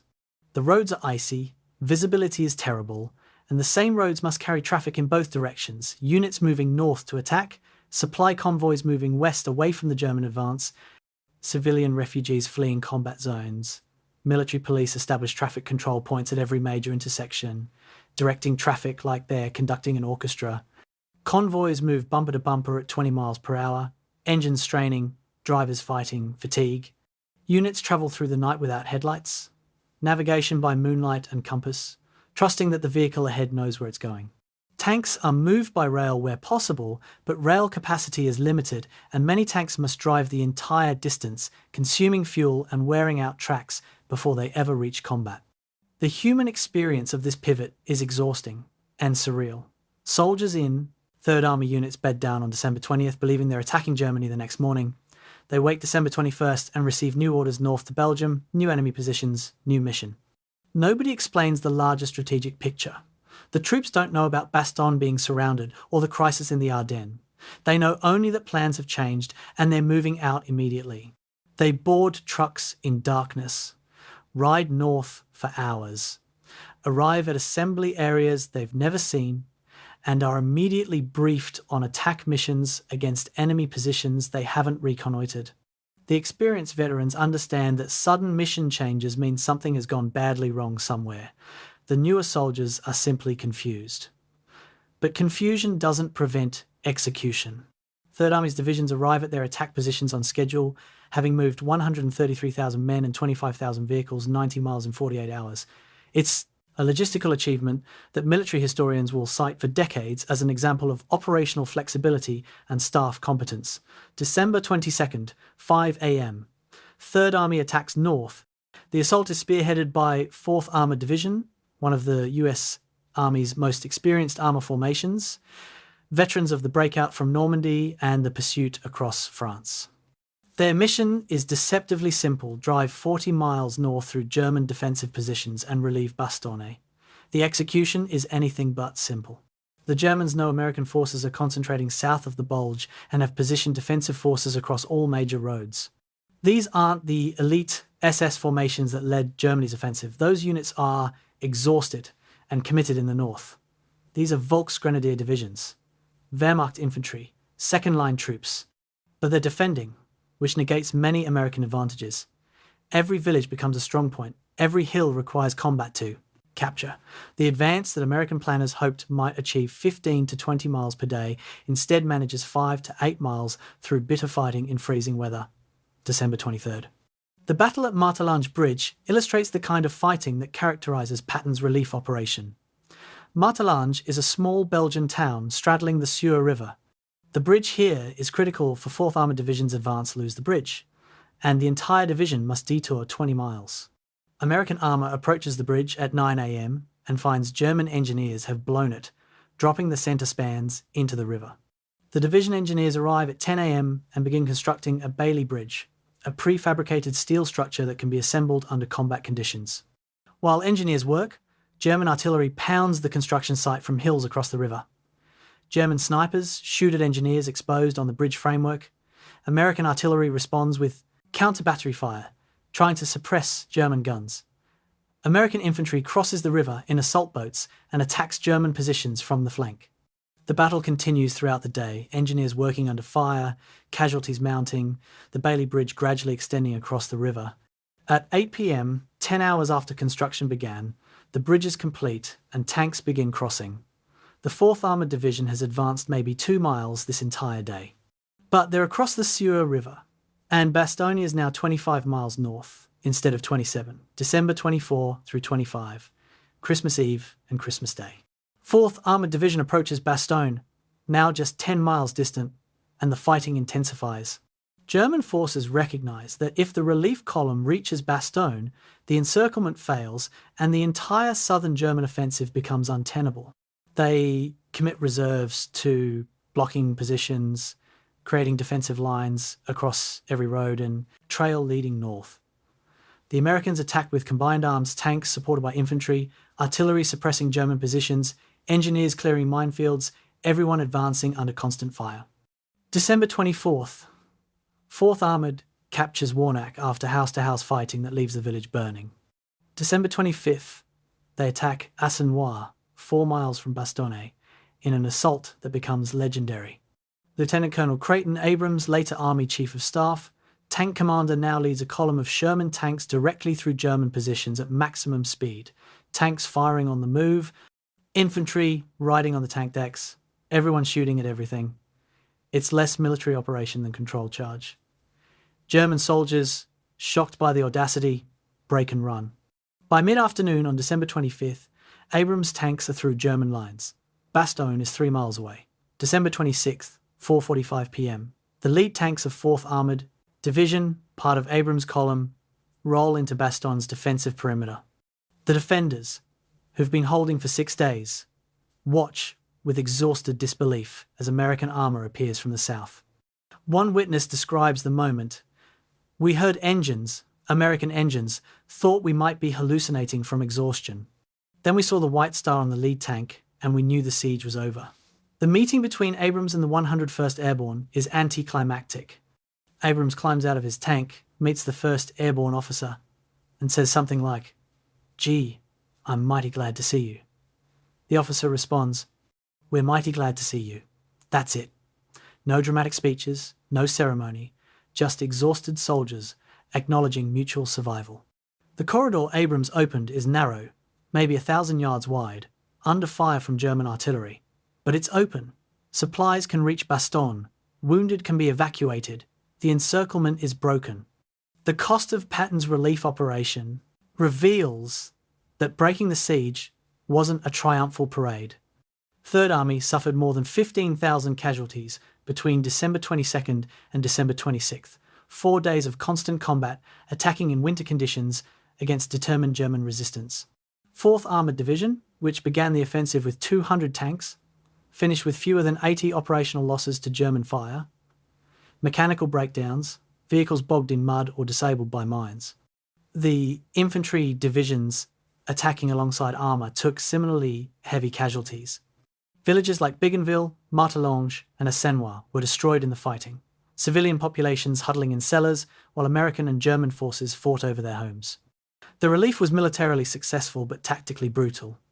Patton's operational flexibility and Third Army's combat effectiveness achieved the objective, but not cheaply and not easily. The romantic narrative of Patton racing to save Bastogne simplifies reality. The actual operation was grinding, bloody combat where every mile cost American lives and where success was never certain until Abrams' tanks finally reached the airborne perimeter. The strategic assessment reveals both achievement and limitations. Patton's relief of Bastogne was a genuine operational success, moving an army, attacking on schedule, accomplishing the mission. It demonstrated that American forces could react faster than German forces could exploit advantages, that Allied logistics and staff work were vastly superior to German equivalents. But relief didn't end the battle or destroy the German force. The corridor into Bastogne remained narrow and contested for days. German forces continued attacking Bastogne's perimeter even after the corridor opened. The siege was broken, but the fighting continued. More critically, Bastogne was always going to hold even without Patton's relief. The 101st Airborne had ammunition and supplies from air drops, and German forces lacked strength to overrun the defence. Patton's relief was psychologically important and logistically helpful, but not militarily decisive. The battle would continue for another 3 weeks. What Patton's operation proved was that American forces could coordinate multi-corps operations on short notice under adverse conditions. That capability, more than the relief of Bastogne itself, influenced the battle's outcome. The Germans could achieve tactical surprise, but couldn't sustain operations because their logistics failed. The Americans could absorb tactical setbacks and respond with coordinated counteroffensives because their logistics and command structures remained functional. Patton's relief was one example of systemic American advantages that collectively determined the battle. Blood and guts got the headlines. But the real story was organizational competence and material superiority translating into operational success despite German tactical achievements. December 27th, 1944. The German salient in the Ardennes looks on maps like a giant bulge pushing west into Belgium, hence the battle's name. At its widest point, the bulge extends 65 miles deep into Allied territory. At its narrowest, just 16 miles separate German spearheads from the Meuse River. But maps don't show the reality on the ground. German forces exhausted, undersupplied, and increasingly unable to maintain offensive operations. American and British forces, having absorbed the initial shock, are now positioning for counterattack. The strategic situation has reversed. For the first 10 days of the battle, Germany attacked and the Allies defended. Now the Allies will attack and Germany will defend. The question isn't whether Allied forces will eliminate the bulge. They have overwhelming material superiority and the Germans are isolated in extended positions. The question is whether German forces can escape before Allied. Pincers, close and trap them. Hitler, characteristically, forbids withdrawal. German forces in the bulge must hold their positions and counterattack. It's strategically insane, but Hitler's orders are non-negotiable. The stage is set for 3 weeks of brutal winter combat where the outcome is predetermined, but the casualties are very real. The Allied counteroffensive plan is methodologically simple. Attack from north and south, compress the bulge, cut German supply lines, and force withdrawal, or encirclement. Field Marshal Montgomery will attack from the north, with British XXX Corps and US. First Army elements. General Patton will attack from the south, with Third Army. The two forces will meet at Houffalize, a Belgian town roughly in the centre of the bulge. Meeting at Houffalize cuts German forces in two and traps everything west of that line. The plan is coordinated at the highest levels. Eisenhower approves. Montgomery and Patton agree on boundaries and objectives. Air support is allocated. But coordination at high level doesn't guarantee coordination on the ground. British and American forces use different radio frequencies, different map grid systems, different artillery procedures. The potential for friendly fire incidents is significant. Moreover, the Germans aren't passive targets. They're experienced, well-led troops defending terrain they've occupied for 2 weeks. Every American and British advance will be contested. The counteroffensive will succeed, but it won't be easy. January 3, 1945. Montgomery launches the Northern Counteroffensive Operation Veritable with British XXX Corps and elements of US the 7 Corps, attacking south from positions near the northern shoulder of the Bulge. The opening artillery barrage is massive. Thousands of British and American guns firing simultaneously. The ground shaking from the concussion. Then armour and infantry advance through snow 3 feet deep in places, temperatures below 0 Fahrenheit, visibility limited by fog and blowing snow. The Germans defend skillfully, using terrain, prepared positions, and their usual tactical competence. Village defences are anchored on stone buildings that require demolition to reduce. Anti-tank positions are camouflaged in tree lines. German artillery, though outgunned, is positioned for maximum effect. The Allied advance measures progress in hundreds of yards per day, not miles. January 4th, Allied forces capture Hotten after 2 days of fighting. January 5th, they reach Grandmesnil, finding the village destroyed and defended by battle groups assembled from remnants of 3 different German divisions. Every gain costs casualties. Every village requires combat. Patton's Third Army attacks from the south on January 3, targeting the towns of Wiltz and Houffalize. The terrain favours defence, forested hills, narrow valleys, roads that become mud tracks in winter thaw. Third Army employs combined arms tactics that have proven effective throughout the European campaign. Artillery preparation, infantry assault, armour exploitation, engineers clearing obstacles. But effectiveness doesn't mean quick. The Germans fight delaying actions, withdrawing slowly from position to position, forcing Americans to clear each one in sequence. January 4, the 30th Infantry Division captures Wiltz after 30 hours of continuous combat. January 5, they advance toward Neuville, scene of desperate fighting in December, now a German strongpoint again. The pattern established in the relief of Bastogne continues steady advance through sustained combat. Casualties on both sides, territory gained measured carefully on maps. Third Army is winning, but winning slowly, grinding through German defences with superior firepower and larger numbers. The weather becomes its own enemy, affecting both attackers and defenders. January 1945 is bitterly cold across Europe. with temperatures dropping to 10 below zero Fahrenheit at night. Snow accumulates to depths that immobilize vehicles. Rivers freeze, then thaw, then freeze again, creating ice flows that make fording impossible. American soldiers develop frostbite at alarming rates. Medical units treat 5,000 cold weather casualties per week, many requiring amputations. Tank engines refuse to start without extensive heating. Infantry attacks through snow exhaust soldiers before they engage the enemy. Logistics becomes nightmarish. Supply trucks bogged in mud or sliding on ice. Convoys taking twice normal time to reach forward units. The Germans suffer equally, perhaps more, because their logistics are already marginal. But cold affects attackers more than defenders. American troops attacking across open ground in sub-zero temperatures suffer exposure casualties before encountering German fire. German troops defending from prepared positions at least have rudimentary shelter. The weather slows the Allied counteroffensive as effectively as German resistance. January 8. The town of Houffalize emerges as the critical link-up point where northern and southern Allied forces will meet. Houffalize sits on the Authe River in a valley surrounded by forested hills. German forces recognize that losing Houffalize means losing the Bulge. All German units west of Houffalize will be cut off. Hitler, finally, reluctantly, authorizes withdrawal from the most advanced positions, allowing German forces to pull back toward more defensible lines. The withdrawal is conducted professionally despite chaos, rearguards fighting, delaying actions, main body withdrawing in stages, equipment destroyed when it cannot be evacuated. The Germans are retreating, but they're not routed. American forces advancing toward Houffalize encounter strong resistance at every defendable position.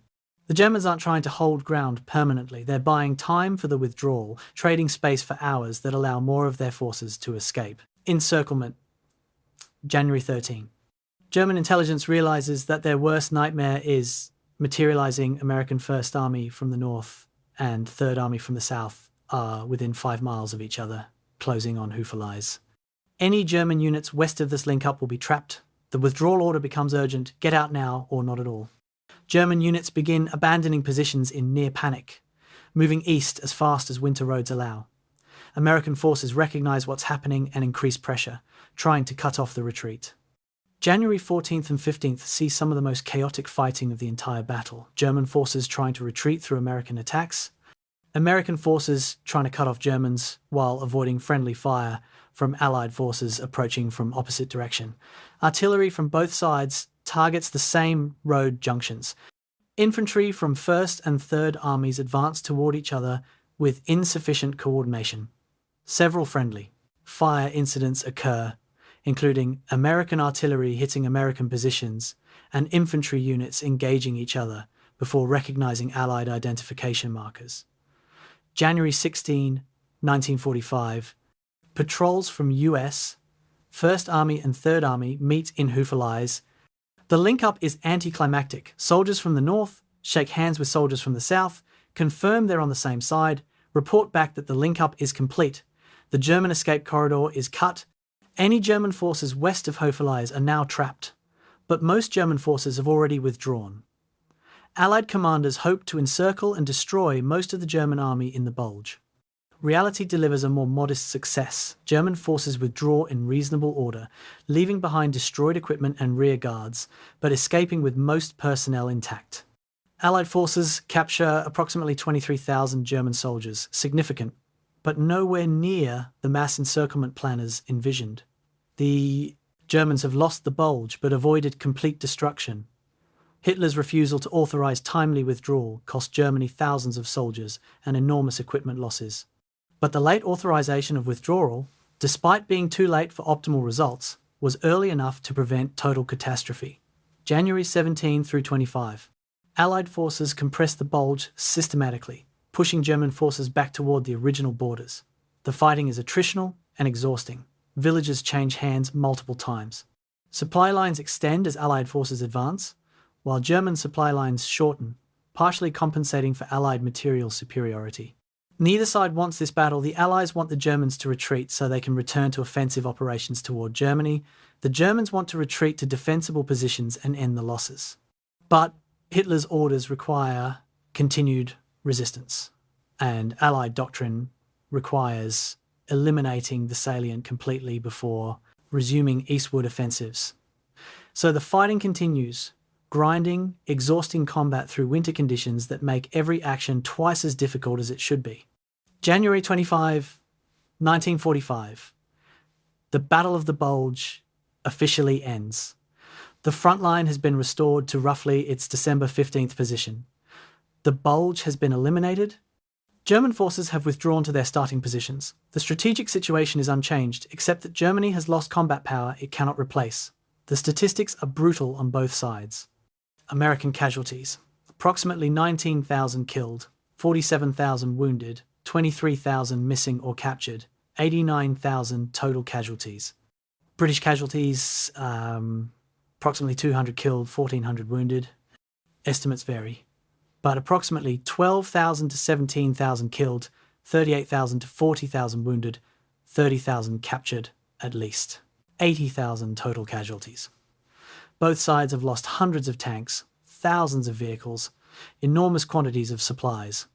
Both armies are exhausted. But there's an asymmetry that determines strategic impact. America can replace these losses within weeks. Britain can absorb its casualties. Germany cannot.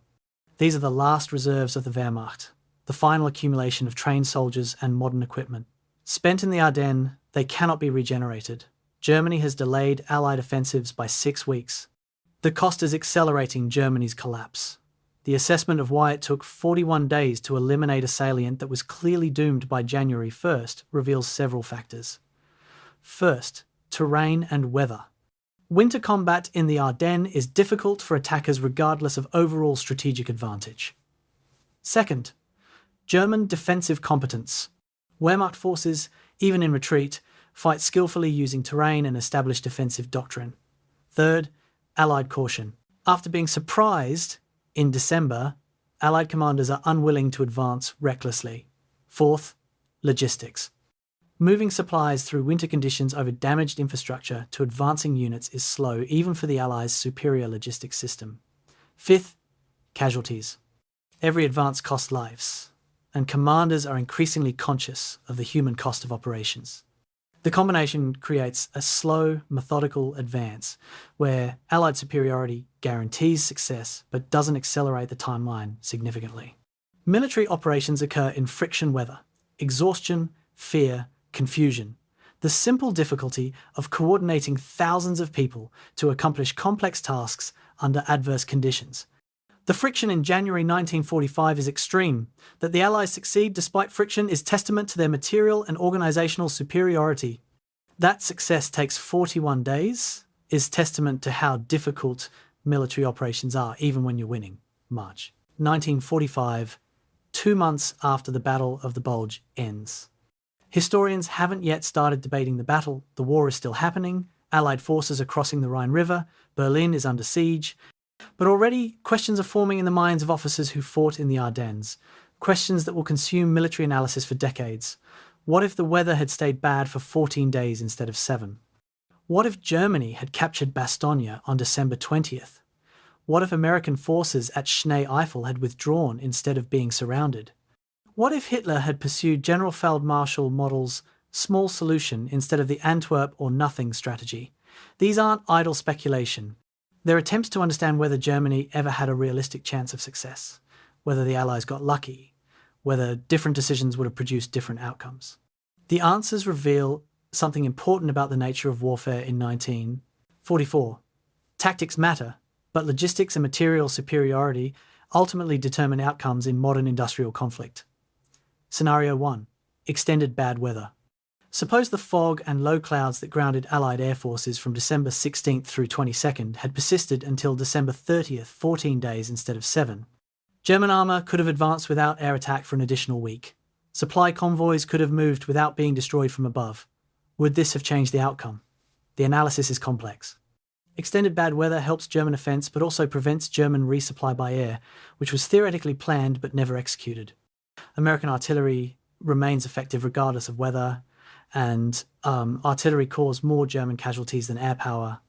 Most critically, the German fuel crisis was caused by systematic American denial of fuel depots, not by air interdiction alone. German forces ran out of fuel by December 21st. Regardless of whether aircraft were flying, extended bad weather might have allowed German forces to advance another 10 to 15 miles before fuel starvation immobilized them. That puts German spearheads at the Meuse River instead of 4 miles from it. But crossing the Meuse requires fuel for continued operations, and that fuel doesn't exist. Extended bad weather prolongs German offensive, but doesn't fundamentally change the outcome. Germany advances farther, suffers fewer casualties initially, but still fails to achieve strategic objectives due to logistics collapse. Scenario 2. Bastogne falls on December 20th. Suppose German forces had overrun Bastogne before the 101st Airborne arrived, or suppose the encircled airborne had surrendered when offered terms. What changes? Bastogne's road network becomes available for German logistics, supply convoys can reach forward units more efficiently, German armour divisions can move north toward their objectives, instead of being diverted to reduce Bastogne. The analysis suggests this is perhaps the most dangerous German success scenario. With Bastogne in German hands by December 20th, fuel supplies might reach forward units before complete immobilization. German spearheads might cross the Meuse by December 23rd or 24th. But crossing the Meuse doesn't win the offensive. It just advances German forces into territory where they're even more extended and vulnerable. Allied forces are still concentrating, the weather is still clearing, American reserves are still unlimited. At best, capturing Bastogne allows Germany to advance to the Meuse and perhaps establish bridgeheads. Then what? The drive to Antwerp requires another 70 miles through increasingly heavy Allied resistance. German logistics cannot support operations that extended.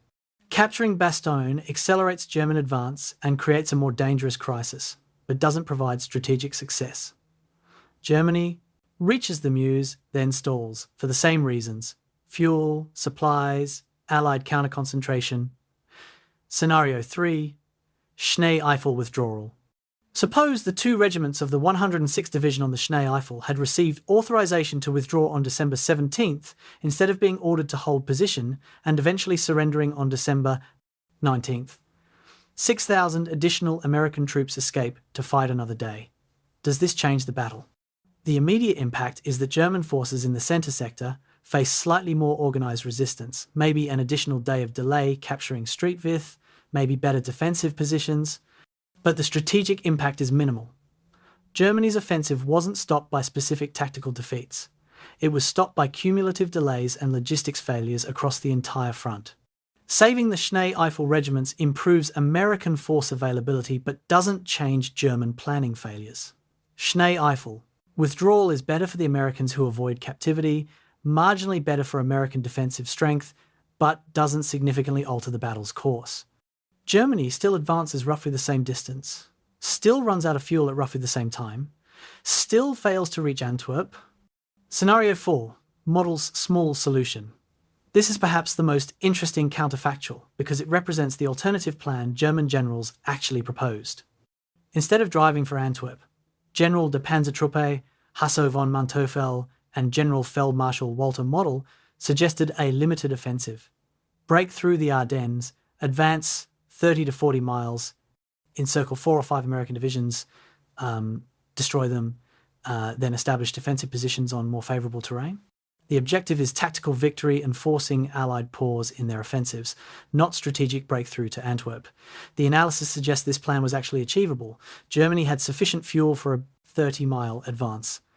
Encircling several divisions was feasible. In fact, Germany nearly accomplished this at Schnee-Eifel despite pursuing the larger Antwerp objective.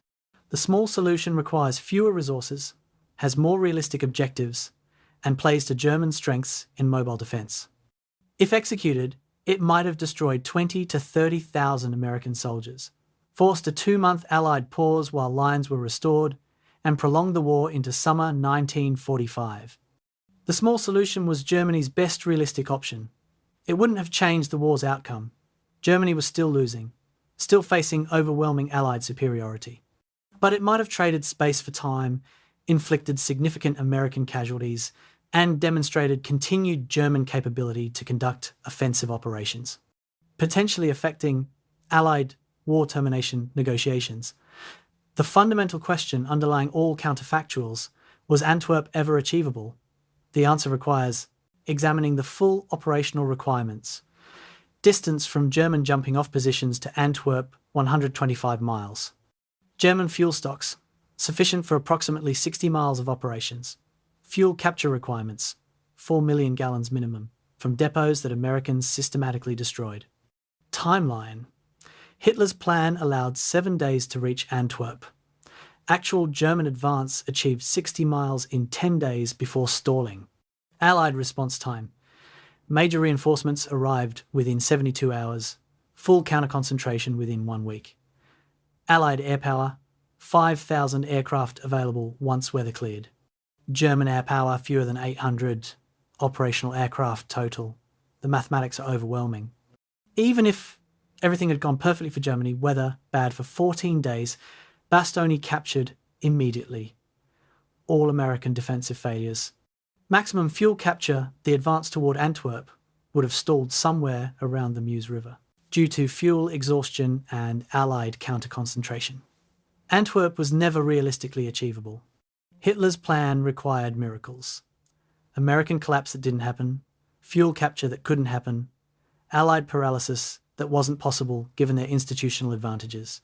The plan was strategically bankrupt from inception, succeeding tactically for 1 week before inevitable failure. Post-war German generals universally condemned the Antwerp plan.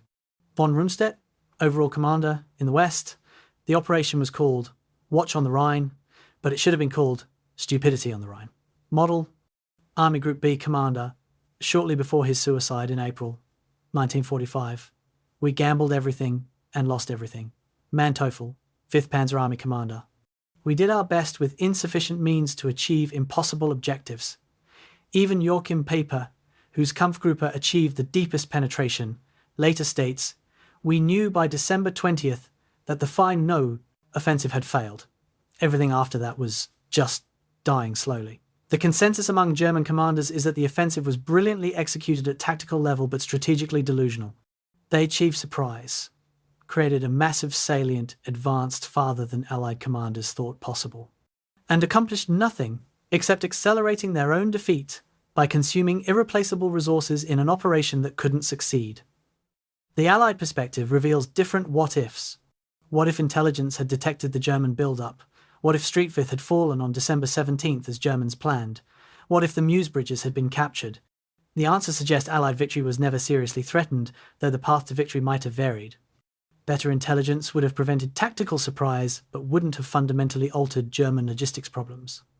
Streetfifth falling earlier would have accelerated German advance, but not solved fuel shortages. Capturing Meuse bridges would have created a crisis, but not strategic breakthrough, because Allied reserves could concentrate faster than Germany could exploit success. The Battle of the Bulge was dangerous for the Allies. It cost American lives, destroyed equipment, delayed eastward offensives. But it was never an existential threat.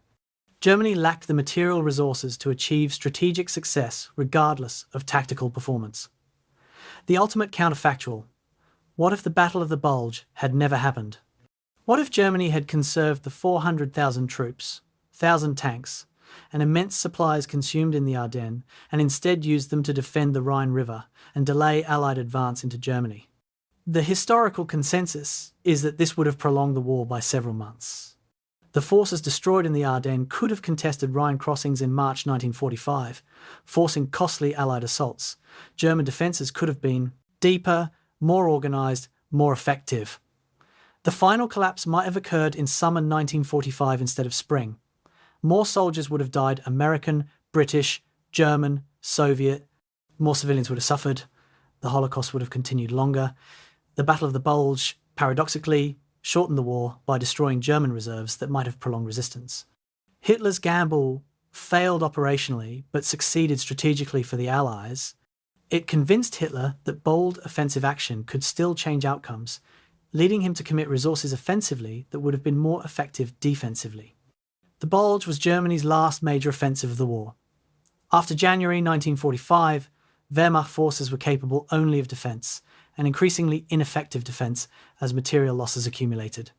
The offence of Germany, launched to change the war's direction, instead accelerated the outcome they feared. Sometimes, the worst military defeats are the ones that look like victories, at first. January 1945, the forests of the Ardennes. Graves registration teams move through the battlefield with maps, stretchers, and body bags, searching for the dead. Winter has preserved bodies in grotesque tableau soldiers, frozen in positions of combat or flight, sometimes covered by snow, sometimes exposed by wind. A German machine gunner still grips his weapon, frozen to the metal. An American medic lies beside a wounded soldier he died trying to save, both men preserved in ice. The recovery operation is grim necessity. Bodies cannot be left where they fell. Disease, morale, simple human dignity require proper burial, but the scale is overwhelming. The Battle of the Bulge has killed 19,000 Americans, more than 12,000 Germans, unknown numbers of Belgian civilians. Many bodies won't be found until spring. Thor reveals soldiers who died alone in the forests, who crawled into foxholes with mortal wounds and were buried by snow. The cost of 6 weeks of winter combat is measured in bodies, in frozen limbs that require amputation, in minds broken by sustained exposure to horror. This is the price of the Battle of the Bulge, not the strategic outcome or territorial gains, but the human cost paid in suffering and death. The casualty statistics are comprehensive but inadequate. Numbers cannot convey experience. American casualties, 19,000 killed, 47,000 wounded, 23,000 missing or captured. The killed include soldiers burned alive in destroyed tanks, soldiers who bled to death in foxholes waiting for medics who never came, soldiers shot by snipers, killed by artillery, victims of accidents in the chaos of combat. The wounded include men who will recover and men who will carry injuries for life. Lost limbs, blindness, paralysis, traumatic brain injuries that change personality and capability. The missing include soldiers captured, soldiers whose bodies were never recovered, soldiers who wandered from units in confusion and died in forests. Every number represents a person, someone's son, husband, brother, father. Every casualty leaves absence that families and units will carry forward. The statistics describe magnitude but not meaning. German casualties mirror American losses: 12,000 to 17,000 killed, 38,000 to 40,000 wounded, 30,000 captured. But German losses have different strategic weight. America can replace these casualties within months. Training pipelines produce new soldiers, industrial capacity produces equipment, logistics deliver everything to Europe. Germany cannot replace losses. These are Wehrmacht veterans, experienced soldiers from Eastern and Western Front campaigns, trained officers, skilled technicians. Killed or captured in the Ardennes, they're irreplaceable. German divisions that began the offensive at 70 to 80% strength end at 30 to 40%. Some elite units ceased to exist as combat formations. The 1st SS Panzer Division, which began with 5,000 men, ends with fewer than 1,500 combat-effective troops. The losses aren't just numerical, they're qualitative. Germany has spent its military seed corn in a failed offensive, ensuring that subsequent defensive operations will be conducted by increasingly inadequate forces. The frostbite epidemic reveals another dimension of the battle's human cost. Medical units treat more than 15,000 American soldiers for cold weather injuries during the Battle of the Bulge. Frostbite occurs when flesh freezes feet, hands, faces exposed to sub-zero temperatures. Mild frostbite causes pain and blisters. Severe frostbite kills tissue, requiring amputation.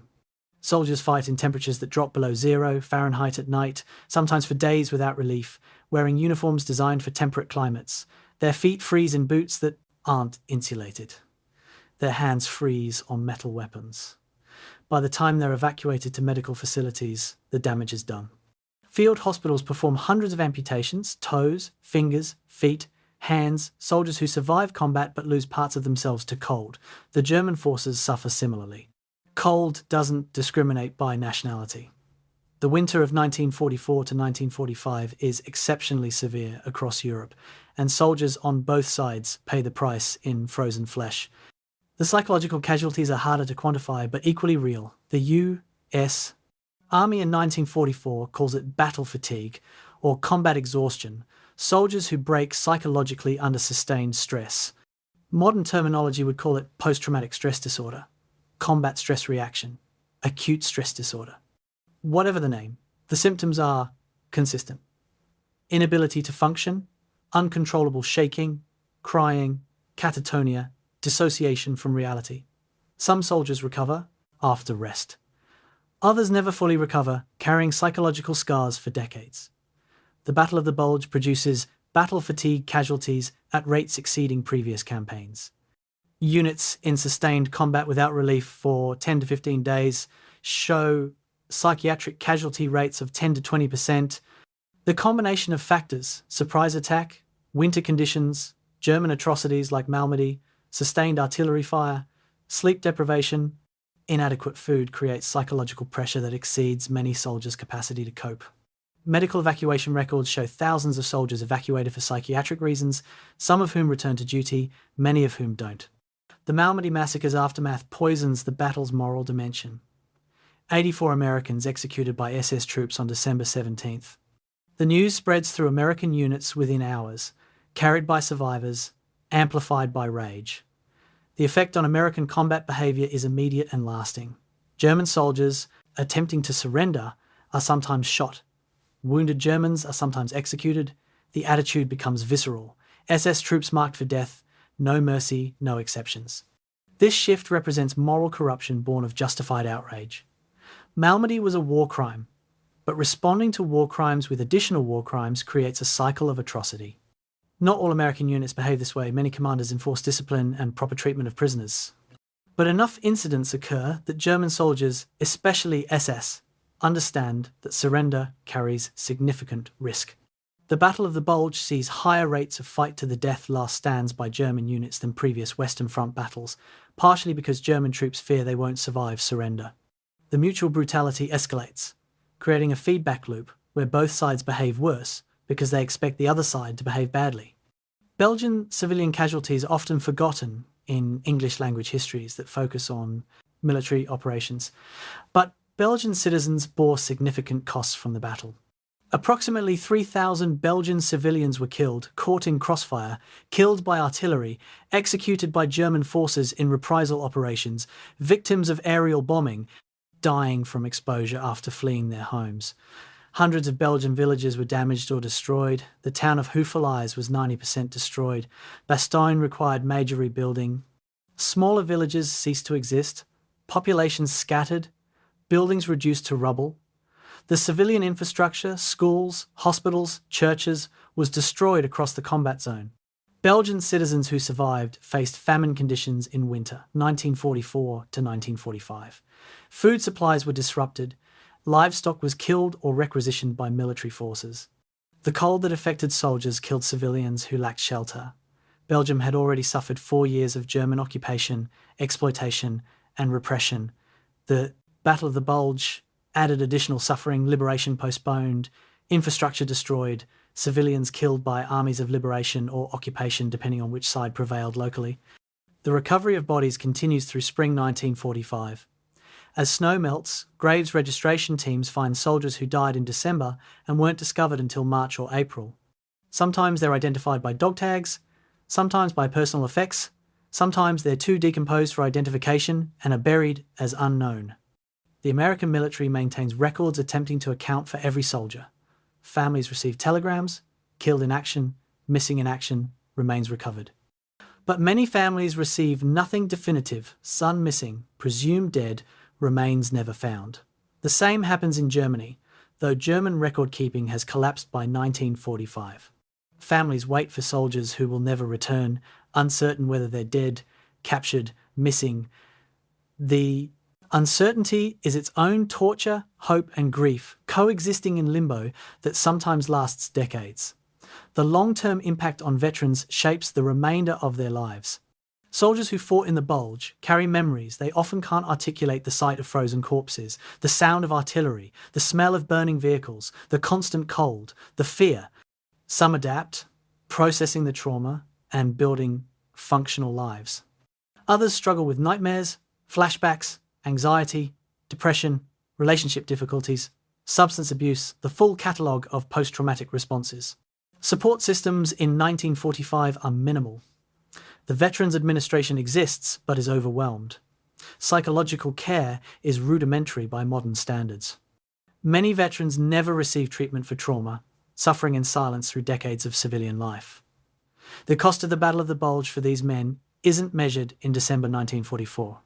It's measured across lifetimes, marriages strained by unprocessed trauma, careers limited by psychological injury, suicide rates elevated among combat veterans.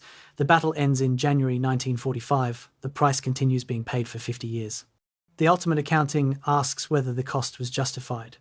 19,000 Americans dead, 89,000 total American casualties, similar German losses, thousands of Belgian civilians killed, infrastructure destroyed, psychological trauma affecting tens of thousands. What was achieved? Strategic answer: the German offensive was defeated, Allied advance toward Germany delayed by 6 weeks, German reserves destroyed. But was defeating the offensive worth this cost, or would the strategic outcome have been similar without the battle occurring? The counterfactual suggests the battle shortened the war by destroying German reserves that might have prolonged fighting. If true, the lives lost in December 1944 potentially saved lives that would have been lost in March through June 1945. But that calculation is cold comfort to the families who lost sons, to the soldiers who lost limbs, to the veterans who lost peace of mind. War is horror, rationalised by necessity. The Battle of the Bulge was necessary, German forces attacked, Allied forces responded, the battle had to be fought. But necessity doesn't erase cost. It only provides context for grief. The bodies in the snow, frozen in January 1945, thawed in spring and were buried with military honours. Their sacrifice is honoured, but honour doesn't restore life or erase suffering. It only acknowledges that some prices, once paid, can never be refunded. May 8th, 1945, Germany surrenders unconditionally. The war in Europe is over. 5 months have passed since the Battle of the Bulge ended. 5 months of continued combat as Allied forces crossed the Rhine, drove into Germany, and methodically destroyed Wehrmacht resistance. The Red Army captured Berlin. American and Soviet forces met at the Elbe River. Hitler committed suicide in his bunker. The Third Reich ceased to exist. And now, in the immediate aftermath of victory, Allied commanders begin assessing what the Ardennes offensive meant. General Dwight Eisenhower's staff calculates that the Battle of the Bulge delayed Allied offensives by approximately 6 weeks. Without the German attack, Allied forces might have crossed the Rhine in February instead of March, might have reached Berlin in April instead of May, but they also calculate that the battle destroyed German strategic reserves, the forces that might have contested Rhine crossings, that might have prolonged the war into summer or beyond. The paradox is clear. Germany's offensive delayed Allied victory in the short term, but accelerated German defeat in the longer term. Hitler's last gamble failed operationally and succeeded strategically for the wrong side. The strategic impact on the Rhine crossings is direct and measurable. When Allied forces approached the Rhine River in March 1945, they faced resistance that was substantial but not overwhelming. German units defending the Rhine included second-line troops, hastily organised Volkssturm militia, remnants of divisions destroyed in earlier fighting. The elite formations that might have made Rhine crossings costly, the panzer divisions, the experienced infantry, the SS units had been destroyed in the Ardennes or were deployed against the Soviets in the east. The Remagen Bridge was captured on March 7th by American forces who faced minimal resistance. Within weeks, Allied armies were across the Rhine at multiple points, advancing into Germany with opposition that was fierce locally but couldn't cohere into effective defence. Post-war analysis consistently concludes that if the 28 divisions Germany committed to the Ardennes had instead defended the Rhine, Allied casualties in Rhine crossings would have been significantly higher, and the timeline to German defeat would have been longer. Hitler's decision to attack rather than defend traded immediate tactical success for strategic acceleration of his own defeat. The impact on Allied coalition unity is the opposite of what Hitler predicted. Hitler's theory was that a sharp, devastating blow would crack the Anglo-American alliance, that Churchill and Roosevelt would blame each other for the disaster, that tensions between Montgomery and American generals would explode into command crisis. Instead, the opposite occurred. The German attack unified Allied command. Political tensions between British and American leaders were subordinated to immediate military necessity. Montgomery's temporary command of American forces north of the Bulge, which might have created controversy, was accepted pragmatically. Churchill publicly praised American soldiers' performance. Roosevelt emphasized continued Allied cooperation. Stalin, informed of the crisis, accelerated Soviet offensives in the east to relieve pressure on Western allies. The German attack that was supposed to split the Allies instead demonstrated their ability to coordinate responses and maintain alliance cohesion under crisis. Post-war memoirs from Allied leaders consistently describe the Bulge as a moment that strengthened rather than weakened coalition bonds. German generals' post-war assessments are uniformly critical of Hitler's plan. General Feldmarschall Gerd von Rundstedt, interviewed by American interrogators, "It was a stupid operation. The conditions for success were never present. We achieved surprise, but nothing else of value." General Feldmarschall Walter Model, before his suicide, "We gambled everything and lost everything." The reserves expended in the Ardennes could have prolonged the war by months if used defensively. General de Panzertrupphasse von Manteuffel, "We were ordered to accomplish the impossible with insufficient means. That we advanced as far as we did is testament to German soldiers' quality, not to the plan's viability. The consensus among German military professionals is that the offensive was operationally brilliant, achieving surprise, breaking through Allied lines, advancing 60 miles, but strategically bankrupt. The objectives were unachievable. The logistics were inadequate. The assumptions about American collapse were fantasy. Germany's military performed superbly in executing a plan that couldn't succeed, demonstrating professionalism in service of delusion." The long-term military lessons from the Battle of the Bulge shaped doctrine for decades. First lesson: material superiority is decisive in modern warfare. Germany achieved tactical excellence and still lost because Allied forces had more fuel, more ammunition, more replacements, better logistics. Second lesson: air power is strategically critical but weather-dependent. The week of fog that grounded Allied aircraft allowed German success. The weather. Clearing ensured German defeat. Third lesson: logistics determines operational capability more than tactical skill. German advances stalled not because of combat defeats, but because of fuel exhaustion. Fourth lesson: intelligence can fail catastrophically even against an enemy whose communications you can read. The German build-up was detectable, but wasn't detected because analysis failed. Fifth lesson: defensive operations by competent forces can delay but not stop attackers with overwhelming material advantage. Germany delayed Allied victory by 6 weeks. Delay isn't defeat. These lessons inform American and NATO military doctrine through the Cold War and beyond, shaping training, procurement, and operational planning. The Battle of the Bulge's place in American memory becomes mythologized in ways that distort historical reality. Bastogne and the nuts, Reply become iconic symbols of American defiance, appearing in films, books, monuments. Patton's relief of Bastogne is portrayed as cavalry to the rescue heroism. The narrative emphasizes American resilience and German defeat. What gets lost is the genuine shock of the offensive, the initial American failures, the thousands of soldiers who surrendered at Schnee-Eifel, the panic in rear areas, the friendly fire incidents, the war crimes on both sides, the sheer confusion and terror of combat in winter. The sanitized memory emphasizes heroism and victory. The messy reality involved chaos, mistakes, atrocities, and victory achieved through material superiority rather than moral clarity. Both narratives are true. The soldiers who held Bastogne were genuinely heroic. The overall battle was genuinely chaotic and brutal. Memory tends to polish history into lessons, but the lessons only work if the polish doesn't obscure the underlying complexity. The German memory of the battle is complicated by the Third Reich's collapse and subsequent division of Germany. In West Germany, the Battle of the Bulge becomes an example of Wehrmacht professionalism. Despite Nazi leadership's failings, German soldiers fought skillfully for a regime that was morally reprehensible. The narrative separates soldierly virtue from regime criminality, a separation that's historically questionable given Wehrmacht involvement in Nazi war crimes.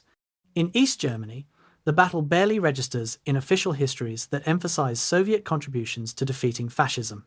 Individual German veterans carry their own memories, pride in military performance mixed with awareness that they fought for an evil cause, survivors' guilt about friends who died, complex feelings about heroism in service of genocide. The German memory is necessarily fragmented by national division, individual trauma, and moral complexity that American memory can avoid because America fought for a cause that was genuinely just. The Belgian memory emphasizes civilian suffering and the cost of liberation. Belgian national narrative positions the Battle of the Bulge as the final German offence before liberation, the last trauma before freedom. Monuments throughout the Ardennes commemorate specific battles, units, and individuals. Belgian civilians who lived through the battle carry memories of fighting in their streets, homes destroyed, family members killed. The American soldiers who liberated Belgium once are remembered as liberators, but also as the people whose battles destroyed Belgian property and killed Belgian civilians. The relationship between liberators and liberated is complex gratitude mixed with resentment, appreciation mixed with awareness that liberation came at Belgian cost. Belgian guides at Battle of the Bulge historical sites tell stories that emphasize civilian experience alongside military operations, insisting that memory include the people whose homes became battlefields. The ultimate assessment of the Battle of the Bulge asks whether it mattered.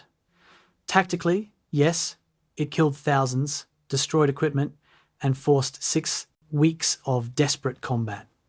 Strategically, paradoxically, it mattered by accelerating the outcome both sides sought to avoid or achieve. Germany sought to prolong the war and force favourable peace. Instead, the offensive consumed resources that might have prolonged the war, shortened it instead. The Allies sought to defeat Germany efficiently. The German attack delayed efficiency but consumed German strength, ultimately making the final Allied advance easier. Psychologically, the battle mattered enormously. American soldiers learned they could absorb surprise attacks and win through resilience and material advantage. German soldiers learned that tactical excellence couldn't overcome strategic bankruptcy. The lesson that both sides learned is that modern industrial warfare is determined more by logistics, production, and resources than by soldier quality or tactical skill. Courage matters, skill matters, but fuel, ammunition, and replacement capacity matter more.